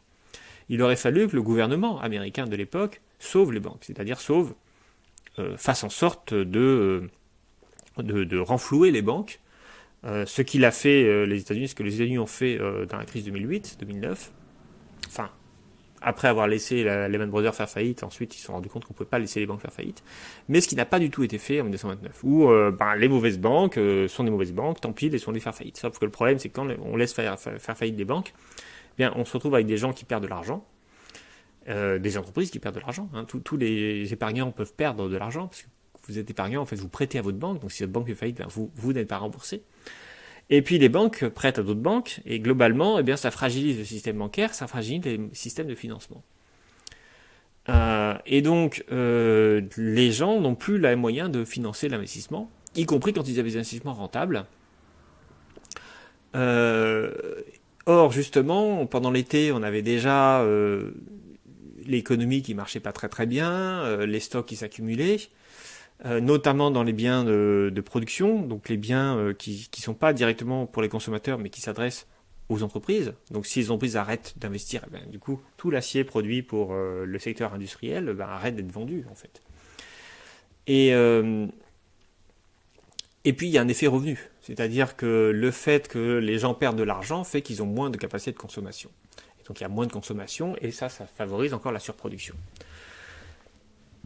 Ce qui va se passer après 1929, dès les années 30, c'est que la surproduction ne va faire que s'intensifier. C'est-à-dire l'écart entre la consommation, les capacités de consommation des gens, des ménages notamment, et la capacité de production va grandir. Alors évidemment, quand on est confronté à ça, que se passe-t-il ? Premièrement, on réduit sa production. Les entreprises réduisent leur production, elles n'arrivent plus à vendre, elles réduisent leur production, c'est logique. Donc du coup, elles vont mettre des gens au chômage. Elles vont arrêter d'acheter des biens d'investissement. Donc ça va faire perdre des revenus à d'autres entreprises. Et puis ça c'est premier niveau, mais ensuite vous avez quand même des stocks à vendre. Donc qu'est-ce que vous faites ? Logiquement, vous baissez vos prix. Vous essayez d'écouler vos stocks. Donc il y a une baisse des prix. Qui dit baisse des prix dit forcément baisse des revenus de la part des entreprises qui arrivent à se sauver, mais elles se sauvent en faisant des pertes en quelque sorte. Du coup, qu'est-ce qu'elles vont faire ? Elles vont chercher à baisser les coûts de production. Donc elles vont licencier là aussi du personnel. Ou elles vont essayer de négocier des salaires à la baisse. Et en fait, on va voir cette chose-là se répéter pendant des années et des années. C'est ce qu'on appelle la déflation. Et la déflation, qu'est-ce que c'est ? C'est un moment, c'est l'inverse de l'inflation, c'est-à-dire que c'est une situation dans laquelle tout le monde baisse ses prix. Et en fait, la crise des années 30, c'est une crise qui est caractérisée par une baisse généralisée des prix. Et baisse des prix de vente auprès des consommateurs, mais baisse aussi d'un prix extrêmement important qui est le salaire, puisque les entreprises ne peuvent plus payer de gros salaires, donc elles vont baisser les salaires. Et en fait, tout va baisser de prix. Et cela est évidemment très embêtant, en particulier quand vous avez emprunté. Parce que quand vous empruntez, vous devez rembourser votre crédit et les intérêts à échéance régulière, par exemple mensuellement. Et le problème, c'est que vos coûts financiers donc sont fixes et vous avez calculé ces coûts financiers par rapport à des revenus attendus. Si les revenus se maintiennent, votre coût financier il va se maintenir. Si les revenus s'accroissent, relativement à vos revenus, le coût financier va se réduire. Mais si vos revenus baissent, alors votre charge financière va devenir de plus en plus importante. Et ça veut dire que très vite, vous passez d'une situation saine, vous n'êtes pas trop endetté par rapport à vos revenus, à une situation beaucoup moins saine, où le coût de l'endettement ne va cesser d'augmenter, non pas parce que vous allez plus emprunter, mais parce que vos revenus vont baisser. Et donc ça accélère le mécanisme dépressif, c'est-à-dire que la baisse généralisée des prix est un système qui, en fait, est extrêmement mauvais pour l'économie, puisque les prix qui baissent, c'est les prix de vente des entreprises, donc des producteurs, mais les prix qui ne baissent pas, c'est la charge financière. Et en fait, donc, on a d'un côté donc, des producteurs qui sont pris à la gorge par les coûts financiers, les coûts fixes, et qui n'arrivent pas à s'en sortir, et puis d'un côté, les banquiers qui, eux, ont de plus en plus peur de voir leurs emprunteurs ne pas rembourser, et qui vont arrêter de faire des prêts. Et donc, toutes les entreprises qui vont bien, elles ne pourront plus emprunter pour relancer l'activité économique. Donc en fait, c'est un mécanisme de déflation-dépression. Dépression, qu'est-ce que c'est une dépression ? C'est plus qu'une récession, c'est une récession qui s'auto-entretient, qui se prolonge, c'est-à-dire que le mécanisme de récession va entraîner des conditions dégrader dans l'économie qui va susciter une nouvelle récession, etc. Donc de récession en récession, le PIB ne va cesser de baisser, le chômage ne va cesser d'augmenter, les prix globalement vont baisser, les revenus financiers vont être toujours de plus en plus insoutenables, les charges financières vont être de plus en plus insoutenables, du coup des entreprises vont faire faillite, du coup des banques vont faire faillite, et en fait on a une multiplication comme ça de faillites bancaires et industrielles. Et cette dépression, elle va durer 10 ans. Elle va durer jusqu'à l'entrée en guerre des États-Unis, jusqu'à l'année 1940, où là, en fait, on va rentrer dans une économie de guerre. Dans les villes, on va avoir un taux de chômage qui va largement dépasser les 25%. Donc on sera bien plus élevé que dans toutes les années antérieures. La crise agricole va continuer. Et donc la pauvreté dans l'agriculture, dans les campagnes, va être encore plus forte. On va voir donc des gens parfois qui vont partir, qui vont chercher à migrer, notamment dans l'Ouest, parce que la crise elle touche davantage l'Est que l'Ouest des États-Unis. On va voir à New York Central Park qui va devenir un lieu de vagabondage, des tentes qui vont arriver, des gens qui vont dormir sous la tente dans Central Park. Des bidonvilles, c'est ça que j'ai mis dans les jardins publics. On va voir développer du coup des soupes populaires. Enfin voilà. Alors, je l'ai pas vu le film, j'ai pas lu non plus le livre, mais Les raisins de la colère, de Steinbeck, ça raconte typiquement cette pauvreté, notamment dans les campagnes, et ces vagabonds qui font traverser les États-Unis en utilisant parfois les trains de marchandises pour aller faire des centaines de kilomètres vers l'ouest, en espérant qu'à l'ouest il y aura plus de choses. Donc une crise économique qui se transforme très vite en crise sociale. Alors ici, on voit le PIB. Alors le PIB reconstruit a posteriori, parce qu'à l'époque on n'avait pas des statistiques suffisamment solides pour mesurer le PIB. Mais vous voyez, on est en 1929 à donc ça c'est le milliard de dollars de 2005. Bon, ça n'a pas beaucoup d'intérêt, mais en gros on est à 1000. On ne fait que baisser. Après, on réaugmente, on retouche 1000, et puis après, il y a une nouvelle récession en 1937. Et finalement, on revient un peu au-delà, à la fin des années 30. Donc on a ici 10 ans de crise, une décennie complète de perdu, avec aucune croissance économique. Et puis après, après on a vu. Puis il y a la fin de la guerre qui crée comme d'habitude une petite récession, le temps que l'économie se restructure, et puis ensuite une très forte croissance. Vous voyez que la croissance des années 50 sera bien plus élevée qu'avant. Et souvenez-vous, on a vu ça au chapitre précédent. Alors ça aussi, c'est un taux de chômage, donc là aussi reconstruit a posteriori. Donc un taux de chômage qui dépasse les 20% en moyenne. Et c'est une moyenne, donc ça ne veut pas dire grand-chose, mais il faut voir que dans l'Est, dans les villes, c'était sans doute bien plus élevé. Et puis pareil, le chômage qui s'effondre après l'entrée en guerre des États-Unis. Et qui va rester très faible, autour de 5% dans les années 50 et 60. Alors, tout ça était nouveau pour les gens. Donc les politiques ne savent pas trop comment réagir au départ. Et donc au départ, qu'est-ce qu'on fait ? D'abord, on se dit c'est un krach, ça concerne la finance, ça concerne pas l'économie réelle, c'est une bourse, c'est une institution privée, on laisse un peu tomber. Et puis quand la crise commence à arriver, on se dit on a déjà connu ça il y a 10 ans, en 1920-1921, une crise assez forte finalement, mais elle s'est résolue toute seule. On était encore dans la logique du laisser-faire à l'époque. Alors, on sent bien qu'il faut aider un peu, donc on fait beaucoup de communication de crise. Donc on réunit dans les années 30 Hoover, le président Hoover, il multiplie les réunions de crise. Il fait de la com, quoi. Il réunit les patrons, il dit on va retourner à l'investissement. Et puis évidemment, ça ne sert à rien.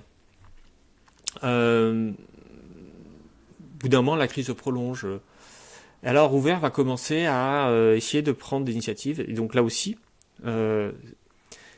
on attend, c'est pas Roosevelt au sens strict qui va commencer à faire prendre conscience aux États-Unis qu'il faut faire des choses. Déjà, Hoover commence à faire des choses. 1932, c'est une année électorale, donc il sera battu par Roosevelt à la fin de l'année, en novembre. Mais mais il commence à essayer de chercher des solutions. Il augmente le taux d'impôt sur le revenu, et il augmente fortement, puisqu'on a un taux marginal de 63%. Alors, le taux marginal de 63%, ça veut dire que quand vous avez au-dessus d'une certaine somme, cette somme-là sera taxée à 63%. Donc, mais c'est un taux élevé. On parle là de gens qui ont des revenus supérieurs à $1 million. Donc en fait, ça veut dire que tout ce qui est au-dessus de $1 million, c'est taxé par an, c'est taxé à 63%. Donc c'est une politique un peu fiscale pour essayer de retrouver des moyens financiers pour l'État. Il va aussi lancer des grands travaux ouverts, avant même que le fasse Roosevelt, puisque le grand barrage qu'on appelle en anglais Hoover Dam, donc Dam comme barrage, Hoover pour Hoover, il a été lancé par Hoover. Donc c'est un barrage, je crois, dans les Appalaches qui est très connu. C'est un des plus grands barrages du monde à l'époque.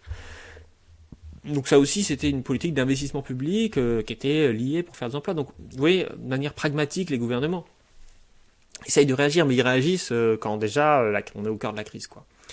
Et puis surtout, toute cette communication, rassurez-vous, on va réunir des gens, je vois le bout du tunnel, etc. Mais tout ça, au bout d'un moment, c'est plus tellement crédible et il perd beaucoup en popularité. Donc, campagne électorale, novembre 1932, Roosevelt, donc, qui est gouverneur de New York, donc qui était au cœur de la crise et notamment qui connaissait bien les questions financières. À l'époque, les démocrates, donc Hoover est démocrate, Hoover est républicain, Roosevelt est démocrate. Les démocrates sont pas forcément de gauche, les républicains de droite, c'est quelque chose qui sont plus compliqués. Par exemple,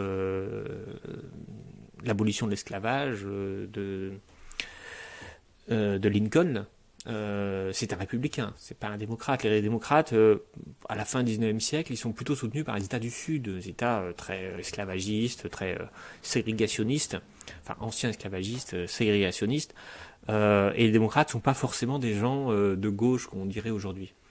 Et c'est Roosevelt qui va transformer les démocrates en parti de gauche, en fait. Mais quand il mène sa campagne, Roosevelt, il n'est pas du tout de gauche, là aussi, tel qu'on pourrait le penser. Qu'est-ce qu'il dit, Roosevelt ? Il dit il faut équilibrer les comptes.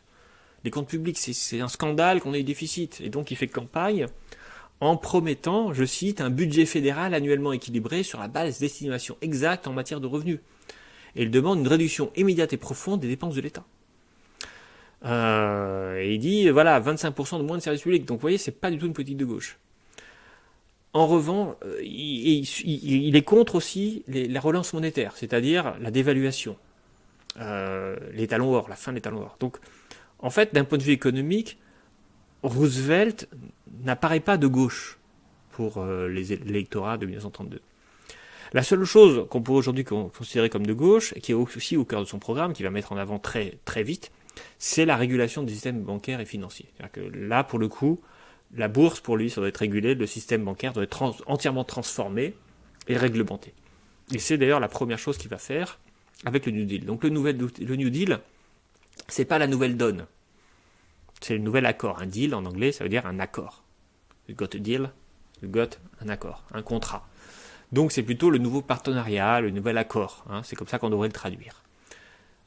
Bien sûr, deal, ça veut dire aussi donne dans un jeu de cartes, mais c'était clairement pas c'est comme ça qu'il fallait interpréter la traduction. Alors évidemment, Roosevelt est élu en novembre 1932, mais il n'est pas au pouvoir en janvier 1933, de l'année suivante comme aujourd'hui. À l'époque, on attend quasiment 6 mois avant que la nouvelle présidence puisse prendre le pouvoir. C'est-à-dire qu'en fait, il n'est officiellement en fonction qu'au printemps 1933. Et la première chose qu'il fait à ce moment-là, c'est une de ses promesses. La première, c'est une meilleure régulation de la bourse et du secteur bancaire, avec la création d'une autorité de régulation des marchés financiers qui existe toujours aujourd'hui, la SEC, Security and Exchange Commission, qui a pour but d'encadrer les pratiques, d'interdire les délits d'initiés, les arnaques, les faillites frauduleuses, etc. Puisque tout ça était vraiment un peu au cœur du krach boursier de 1929. Et puis, il encadre davantage les banques, notamment en séparant les banques de dépôt des banques d'investissement. Et ça, c'est extrêmement important. Qu'est-ce que c'est qu'une banque de dépôt ? C'est une banque qui collecte les dépôts des ménages. C'est les banques que vous utilisez, vous, avec lesquelles vous avez votre compte bancaire. Et en fait, le problème, il est que les banques qui collectaient, je l'ai dit tout à l'heure, qui collectaient le dépôt des ménages, eh bien, allaient spéculer sur le marché boursier comme n'importe quel acteur. Et en faisant ça, eh bien, elles prennent des risques. Sauf que les risques, elles ne les prennent pas uniquement pour elles-mêmes, elles les prennent aussi pour leurs déposants. Et donc, la première chose à faire, nous dit Roosevelt, et le fait concrètement, c'est que les banques qui veulent spéculer en bourse ne doivent pas accueillir des dépôts, qu'on appelle donc des banques d'investissement.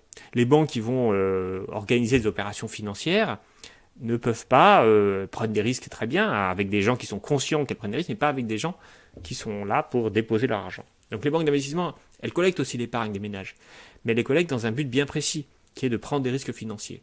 Et les ménages, lorsqu'ils déposent leur argent sur un compte bancaire, ils n'ont pas spécialement envie de prendre des risques financiers. D'où cette idée de distinguer les deux activités bancaires. C'est ce qu'on appelle le Glass-Steagall Act, qui va être totalement démantelé dans les années 90. Du coup, nouvelle crise, après, en 2001 et en 2008. On impose aussi des critères de solvabilité, c'est-à-dire qu'on va les réguler un peu davantage, c'est-à-dire vérifier qu'elles sont solvables, notamment lorsque elles ont les dépôts des ménages, elles sont chargées du dépôt des ménages.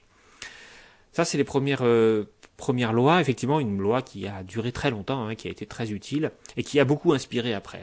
On a aussi la loi bancaire en 1945 en France qui est très inspirée de ces lois de régulation des marchés financiers.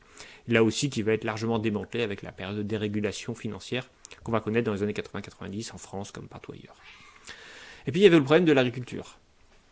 Alors là, on a aussi une loi, Agricultural Adjustment Act, donc AAA, qui vise à faire en fait quelque chose qui était absolument nécessaire pour l'agriculture, c'est essayer de soutenir les prix des produits agricoles, et pour cela, on essaie d'organiser la limitation de la production agricole.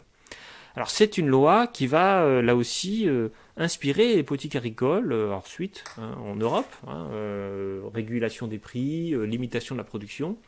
C'est un peu ce qu'on a fait avec la PAC, ancienne version, avant les transformations de la PAC dans les années 90. C'était une loi, c'était un organisme, la PAC, Politique agricole commune, qui cherchait justement à limiter la baisse des cours des produits agricoles. Dernier élément du New Deal, alors on parle vraiment du premier New Deal, parce qu'après, Roosevelt sera réélu, donc en 1936, puis il va faire d'autres choses après. Mais dans cette première période, qui est pas, concrètement, vous voyez que c'est pas forcément une période de gauche au sens strict, mais il va chercher à, quelque part, à aussi réorganiser le secteur industriel. Donc excusez-moi, voilà. Hop là. Désolé. Donc il va chercher à réorganiser l'industrie américaine et notamment à mettre un terme à ce qui mine l'industrie américaine, c'est-à-dire la déflation, qui est une manière de faire baisser les prix d'un côté et baisser les salaires de l'autre. Et donc il va chercher à lutter contre la déflation. Et pour cela, il va chercher à réorganiser l'économie américaine autour de grands accords de branches qui sont constitués dans le cadre de cette loi qui s'appelle National Industrial Recovery Act, donc NIRA, qui va créer une administration, la National Recovery Administration, la NRA, qui en fait va susciter chez les entreprises un certain nombre de pratiques, qu'on appelle des bonnes pratiques, avec deux dimensions, une dimension sociale et une dimension concurrentielle. Alors, ce qui est au cœur du problème, c'est la dimension concurrentielle. On va en fait encourager les entreprises à arrêter de baisser leurs prix et à arrêter de se faire concurrence par la baisse des prix. Donc on demande aux entreprises de se mettre d'accord entre elles sur les prix. Alors là, quand on y réfléchit, on est complètement à l'envers de ce qu'on recommande aujourd'hui en économie. C'est-à-dire qu'on dit il faut susciter la concurrence, il faut faire baisser les prix. Mais à l'époque, comme on est en situation de baisse généralisée des prix, et que ça crée des problèmes pour l'industrie et pour l'emploi, on demande aux entreprises de s'entendre, de collaborer en quelque sorte, sur les prix pour éviter de rentrer dans une guerre des prix qui va être nuisible à toutes. Cette logique de cartel ne va pas être obligatoire. Les entreprises qui accepteront cette forme de cartélisation sous l'autorité bienveillante de l'État, elles vont avoir, vous voyez ce petit autocollant ici, que je vous mets, We Do Our Part, elles vont adhérer donc au code de bonne conduite de la NRA, et elles vont donc suspendre la concurrence. Évidemment, ce label, ce sera un label qui sera vu par les consommateurs et qu'ils achèteront. Alors vous allez dire, mais pourquoi les consommateurs ils veulent acheter ou défendre les entreprises qui arrêtent de baisser leur prix ou voire qui augmentent leur prix? Parce qu'il y a des contreparties sociales. Les contreparties sociales, c'est d'avoir des conventions collectives sur les salaires. On arrête de faire baisser les salaires. On se met d'accord avec les syndicats et on propose des hausses salariales ou en tout cas des fins de baisse de salaire. Et puis on organise aussi la baisse du temps de travail. Là aussi, les États-Unis, c'est pas la France les premiers qui ont voulu avec la RTT faire baisser le temps de travail pour répondre à la crise. Les États-Unis, ils font baisser le travail et le gouvernement américain incite les entreprises à faire baisser le travail. Et c'est à ce moment-là qu'on va voir s'étendre la norme de la semaine de 5 jours. Et oui, parce que vous n'êtes jamais réfléchi au fait qu'au XIXe siècle, il n'y avait que le dimanche qui était chômé. On ne travaillait pas le dimanche, mais on travaillait donc 6 jours sur 7. Au XXe siècle, on travaille 5 jours sur 7. Et c'est la norme aujourd'hui. Quand est-ce que cette norme est arrivée dans la société? Eh bien, elle est arrivée en fait dans les années 20, mais elle s'est généralisée dans les années 30, après le New Deal, après la NRA, où c'est devenu une norme. Et cette norme, elle va se propager aussi en Europe. Et aujourd'hui, voilà, on a un week-end de 2 jours, ce qui n'était évidemment pas le cas du XIXe siècle. Alors, cette politique de labellisation, d'entente, en fait, elle est inspirée des thèses corporatistes. Alors, qu'est-ce que c'est que les thèses corporatistes? Vous souvenez-vous, on l'a déjà parlé, ces anciennes corporations du Moyen-Âge, qui étaient aussi un système de limitation de la concurrence interne entre producteurs. Et ces thèses corporatistes, elles ont été reprises, et elles étaient très populaires dans les années 30, parce qu'elles avaient été reprises par Mussolini dans les années 20, et qu'elles étaient au cœur de la doctrine fasciste de l'économie. Et en fait, le président de la National Recovery Administration, qui était l'homme de l'année pour Time Magazine en 1933, donc une personne très influente, eh bien, il était très inspiré par le fascisme et par Mussolini, il était un admirateur de Mussolini. Et là aussi, ça vous permet de voir que cet aspect qui apparaît, un aspect social du New Deal, en fait, n'est pas du tout de gauche. Ou en tout cas pas comme on l'entend aujourd'hui, même s'il y a une contrepartie pour les salariés, c'est surtout l'idée de servir, en quelque sorte, de limiter la concurrence et de servir les intérêts du patronat. Voilà, donc c'est comme ça que commence le New Deal. Alors, en fait, cette politique-là de la NRA, qui vérifie le respect des accords, parce qu'il ne suffit pas juste de conclure des accords, il faut ensuite, donc on a des administrateurs qui vont vérifier que les entreprises appliquent bien les prix qui étaient négociés avec leurs concurrents. Bon, tout ça, en fait, va être contesté par des entrepreneurs qui vont dire, mais moi, je veux pratiquer le prix que je souhaite, on ne peut pas m'interdire c'est une atteinte à mes droits fondamentaux. Et donc, la Cour suprême va finalement juger cette politique-là illégale, elle va être abandonnée, mais pendant les 2 années où elle va être faite, elle va clairement avoir un impact sur le long terme, en termes de hausse des prix, c'est la fin de la déflation, et en termes de droits sociaux. Vous voyez cet aigle bleu, là aussi, c'est pas trop de gauche comme emblème et comme manière de présenter les choses. C'est d'ailleurs l'une des choses qui va être reprochée à la NRA, c'est finalement ses accointances avec le fascisme. Voilà, ça va pas durer très longtemps, mais ça va être très important dans le premier New Deal. Alors ensuite, le New Deal, il va se transformer pour des politiques plus classiques, notamment la création de la sécurité sociale, avec le principe d'une retraite minimale pour les plus de 65 ans. Donc ça, c'est le Social Security Act de 1935. Il va aussi relancer des politiques de grands travaux, donc qui avaient déjà été un peu lancées par Hoover, mais qui vont être accélérées. Il va mettre fin à l'étalon or, donc ça, c'était extrêmement important, c'est-à-dire en gros, on va arrêter de rembourser en or le dollar, l'objectif étant de pouvoir dévaluer le dollar et de pouvoir gagner un peu en exportation. Donc il va y avoir une relance de la demande, il va y avoir une relance de l'activité là aussi dans ces années 35-36, et puis rechute en 1937, nouvelle crise, et finalement il faudra attendre 1940, enfin 1939, on a vu, ou 40, pour que vraiment les États-Unis sortent de la crise. Et Et la croissance des années 50, on l'a déjà expliqué dans le chapitre précédent. Elle est en fait issue de ce nouveau compromis fordiste qui va ensuite changer profondément la donne. Et surtout réduire la crise des bouchers. Alors voilà, il me reste encore 10 minutes.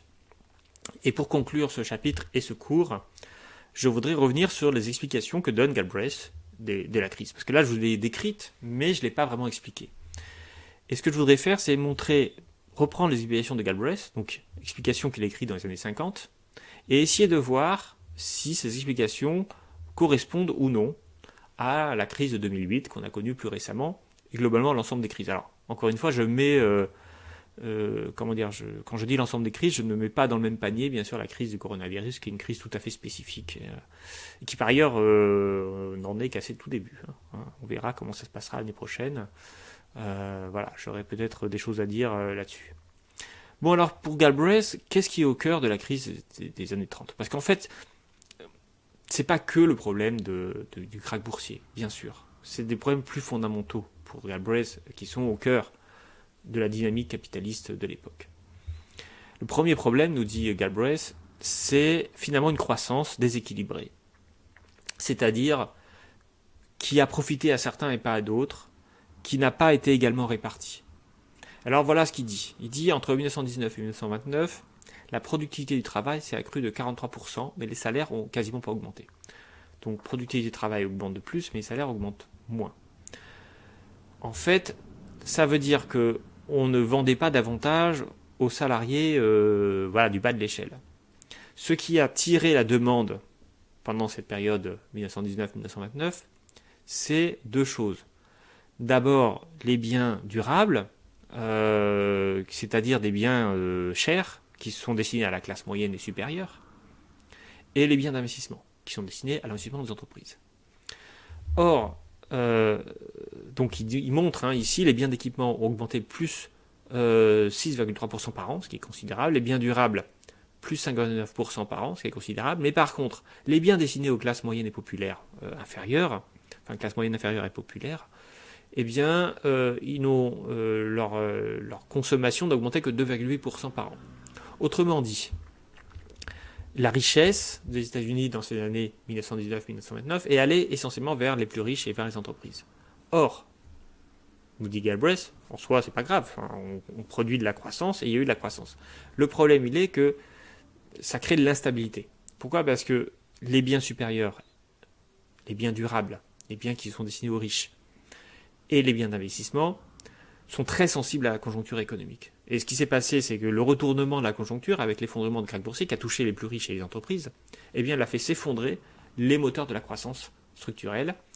Et si on avait une croissance mieux répartie, avec plus de revenus pour les plus pauvres, eh bien, les plus pauvres, eux, ils n'auraient pas baissé leur consommation après la crise de 1929. Et donc, l'instabilité de la demande c'est accru du fait de ce déséquilibre. Ça, c'est la thèse de Galbraith. Je vous ai fait que citer Galbraith. Maintenant, réfléchissons sur ce qui s'est passé en 2008. Est-ce que là aussi, on a un même phénomène de croissance inégalitaire ? Alors, ce tableau, ce graphique, il est issu de Piketty et Saez, dans un article qui étudie l'évolution des revenus des plus riches, des 10% les plus riches. Donc ça montre la part des revenus avant impôt des 10% les plus riches dans l'histoire des États-Unis. Et là, on voit bien un phénomène de croissance forte des inégalités. Et ici, 10% les plus riches voient leurs revenus augmenter beaucoup. Donc ils retrouvent le même phénomène que Galbraith. Ensuite, on voit ça rebaisse au moment de la crise, bien sûr. On se retrouve ici à un taux. Et puis ensuite, on va se retrouver pendant toute la période 30 glorieuse avec des revenus finalement qui vont aux 10% les plus riches, évidemment plus que 10%, parce que c'est vraiment les plus riches, mais qui n'excèdent pas les 35%. C'est-à-dire que 35% du revenu national est destiné à 10% des gens, ce qui est évidemment signe d'inégalité, mais une inégalité contenue. Et à partir de la fin des années 70, on va avoir une croissance continue. Alors il y a l'effet du krach de 2001, et puis après, jusqu'en 2006, ici, on retrouve un taux d'inégalité supérieur à celui de 1929.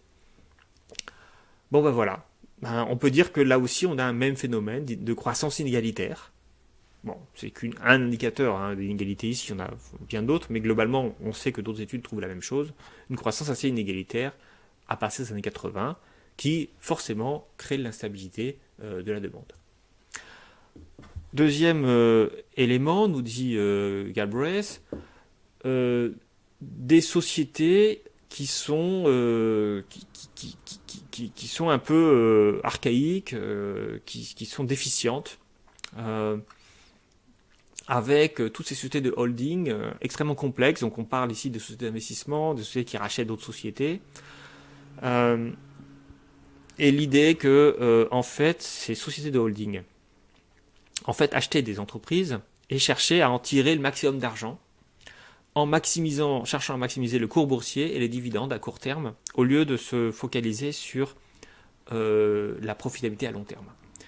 Et ça aussi, en fait, qu'est-ce que Galbraith explique là? Il parle de la forme de financiarisation de l'économie. C'est-à-dire qu'en fait, une entreprise financiarisée, c'est une entreprise qui est contrôlée par un fonds d'investissement, ou une société de holding, globalement, qui va chercher à maximiser le cours de bourse. Souvenez-vous, ces sociétés d'investissement dont on a parlé, qui va chercher à maximiser le cours de bourse pour gagner de l'argent, et qui va le faire en pressant le citron, si vous voulez, en pressant davantage l'entreprise pour qu'elle dégage le plus de revenus possible et que ses cours d'action augmentent.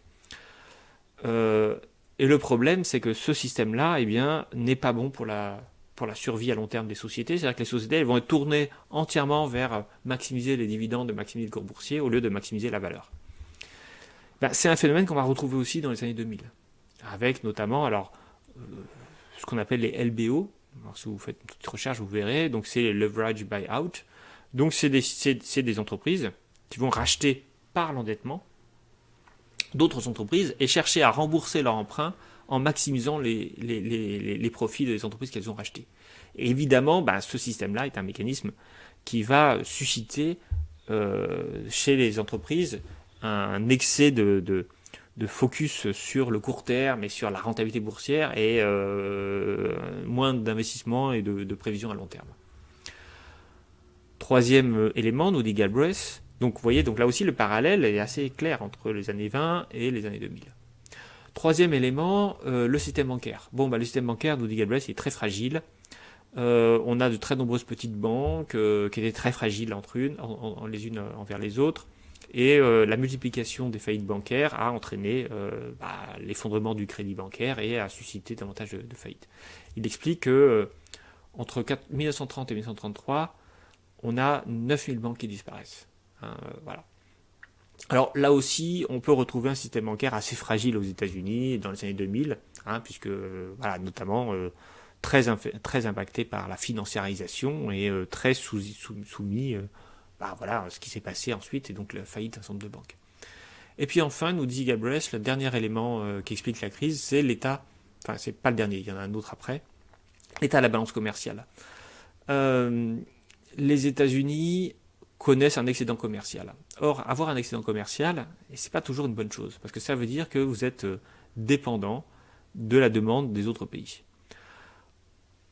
Et ces autres pays, notamment l'Amérique latine et l'Allemagne, achetés américains parce qu'ils étaient financés par le système financier américain. C'est-à-dire que les États-Unis finançaient, en quelque sorte, l'achat de leur propre production par l'Allemagne et par l'Amérique latine. Or, après la catastrophe financière de 1929, eh bien, ils ont rapatrié leurs capitaux, ils ont arrêté de financer l'Allemagne et l'Amérique latine. Donc, du coup, en Allemagne, ça crée une crise de financement. L'entreprise allemande ne pouvait pas se financer auprès des capitaux traditionnels des Américains. Mais ça a créé une crise en retour de la part des industries américaines, puisque les Américains ne pouvaient plus vendre en Amérique latine et en Allemagne. Et donc, ils étaient fragilisés par l'effondrement de la demande dans les marchés extérieurs, liés eux-mêmes à cette incapacité qu'ils avaient, ces pays-là, de se refinancer. Enfin, nous dit Galbraith, je crois que c'est la dernière diapo, voilà. La raison pour laquelle il y a une crise, et cette crise a été profonde, c'est qu'on ne comprenait rien à l'économie. Et alors là, il reprend, les républicains et démocrates, ils étaient tous en train de dire il faut l'équilibre budgétaire, il faut l'austérité, il faut des comptes publics, il faut arrêter avec la dette. Bon, le problème, c'est que lorsque l'État arrête de dépenser, arrête d'endetter, il crée que moins de revenus Hein, les dépenses de l'État, c'est le revenu des agents, en fait. Hein. Donc si l'État arrête de dépenser, eh bien, toutes les entreprises, tous les ménages, ils vont arrêter d'avoir des revenus. Et ça va approfondir la crise. Donc il dit, voilà, ils n'ont pas compris que la question du budget équilibré n'était pas du tout le problème à ce moment-là. Ils n'ont pas compris aussi, ils ont mis du temps à comprendre qu'il fallait supprimer l'État noir, que l'État noir était récessif, c'est-à-dire que il limite la création monétaire, il renchérit le taux d'intérêt, et du coup, ça nourrit la spirale déflationniste. Il fallait donc de l'inflation. Et là aussi, c'est un truc qu'on va voir aujourd'hui, hein, où on a du mal à trouver de l'inflation. On a une inflation extrêmement faible. Alors par contre, on a compris qu'on pouvait dépenser, que l'État pouvait dépenser en période de crise. Hein. Regardez ce qui s'est passé en 2020. Je dis on a compris, en même temps en 2008, l'Europe a été très austéritaire et a pas vraiment fait du tout ce qu'ont fait les États-Unis. Ils s'en est beaucoup moins bien sortis d'ailleurs. Et là aussi, si vous regardez les échos du jour, vous verrez que Bercy, hein, donc le ministère des Finances, prévoit un retour à l'équilibre très rapidement, des dépenses publiques. Et quand vous interrogez l'homme de la rue, les gens en général vous disent mais les dépenses publiques c'est mal, il faut rétablir les comptes publics, etc. Mais en fait, c'est pas vrai, pas en temps de crise et pas pour lutter contre une crise. Et on n'est pas encore terminé cette crise-là. Et voici ce que dit Galbraith, et je terminerai le cours là-dessus. Le rejet à la fois d'une politique fiscale, impôts et dépenses, et d'une politique monétaire, c'est-à-dire de mettre en œuvre la politique fiscale et la politique monétaire pour agir sur l'économie, équivalait au refus de toute politique économique constructive de la part du gouvernement. Les conseillers économiques avaient à la fois l'unanimité et l'autorité pour forcer les chefs des deux partis à désavouer toutes les mesures possibles pour arrêter la déflation et la crise. Dans son genre, ce fut une réussite remarquable. Le triomphe du dogme sur la pensée. Les conséquences en furent profondes. Et tout cela nous renvoie à une réflexion plus large sur l'économie, que je vais simplement introduire ici, parce qu'on ne va plus se voir maintenant, en tout cas on se verra peut-être à l'occasion de l'examen, si on passe l'examen en présentiel. C'est l'importance et la responsabilité des économistes. Les économistes, ils ne peuvent pas, ils ont une science qui est une pensée qui est tournée théoriquement vers l'action, vers le conseil des gouvernements. Et lorsqu'ils croient un peu trop en leur propre discipline et à l'équilibre, on va dire, ils peuvent mal conseiller leur gouvernement. Et donc parfois, il vaut mieux penser par soi-même plutôt que de chercher à respecter les dogmes et les mantras de la pensée théorique. Voilà, c'est sur ces mots que se conclut ce cours. Il est 15h28. J'ai un petit peu débordé par rapport à ce que j'avais l'intention de faire, mais on reste dans le cadre du raisonnable. Donc merci à vous et puis à bientôt peut-être à l'examen ou à bientôt peut-être dans d'autres cours l'année prochaine, ou en master. On aura peut-être l'occasion de se revoir. À bientôt et bon courage pour les révisions, bon courage pour la fin de ce semestre.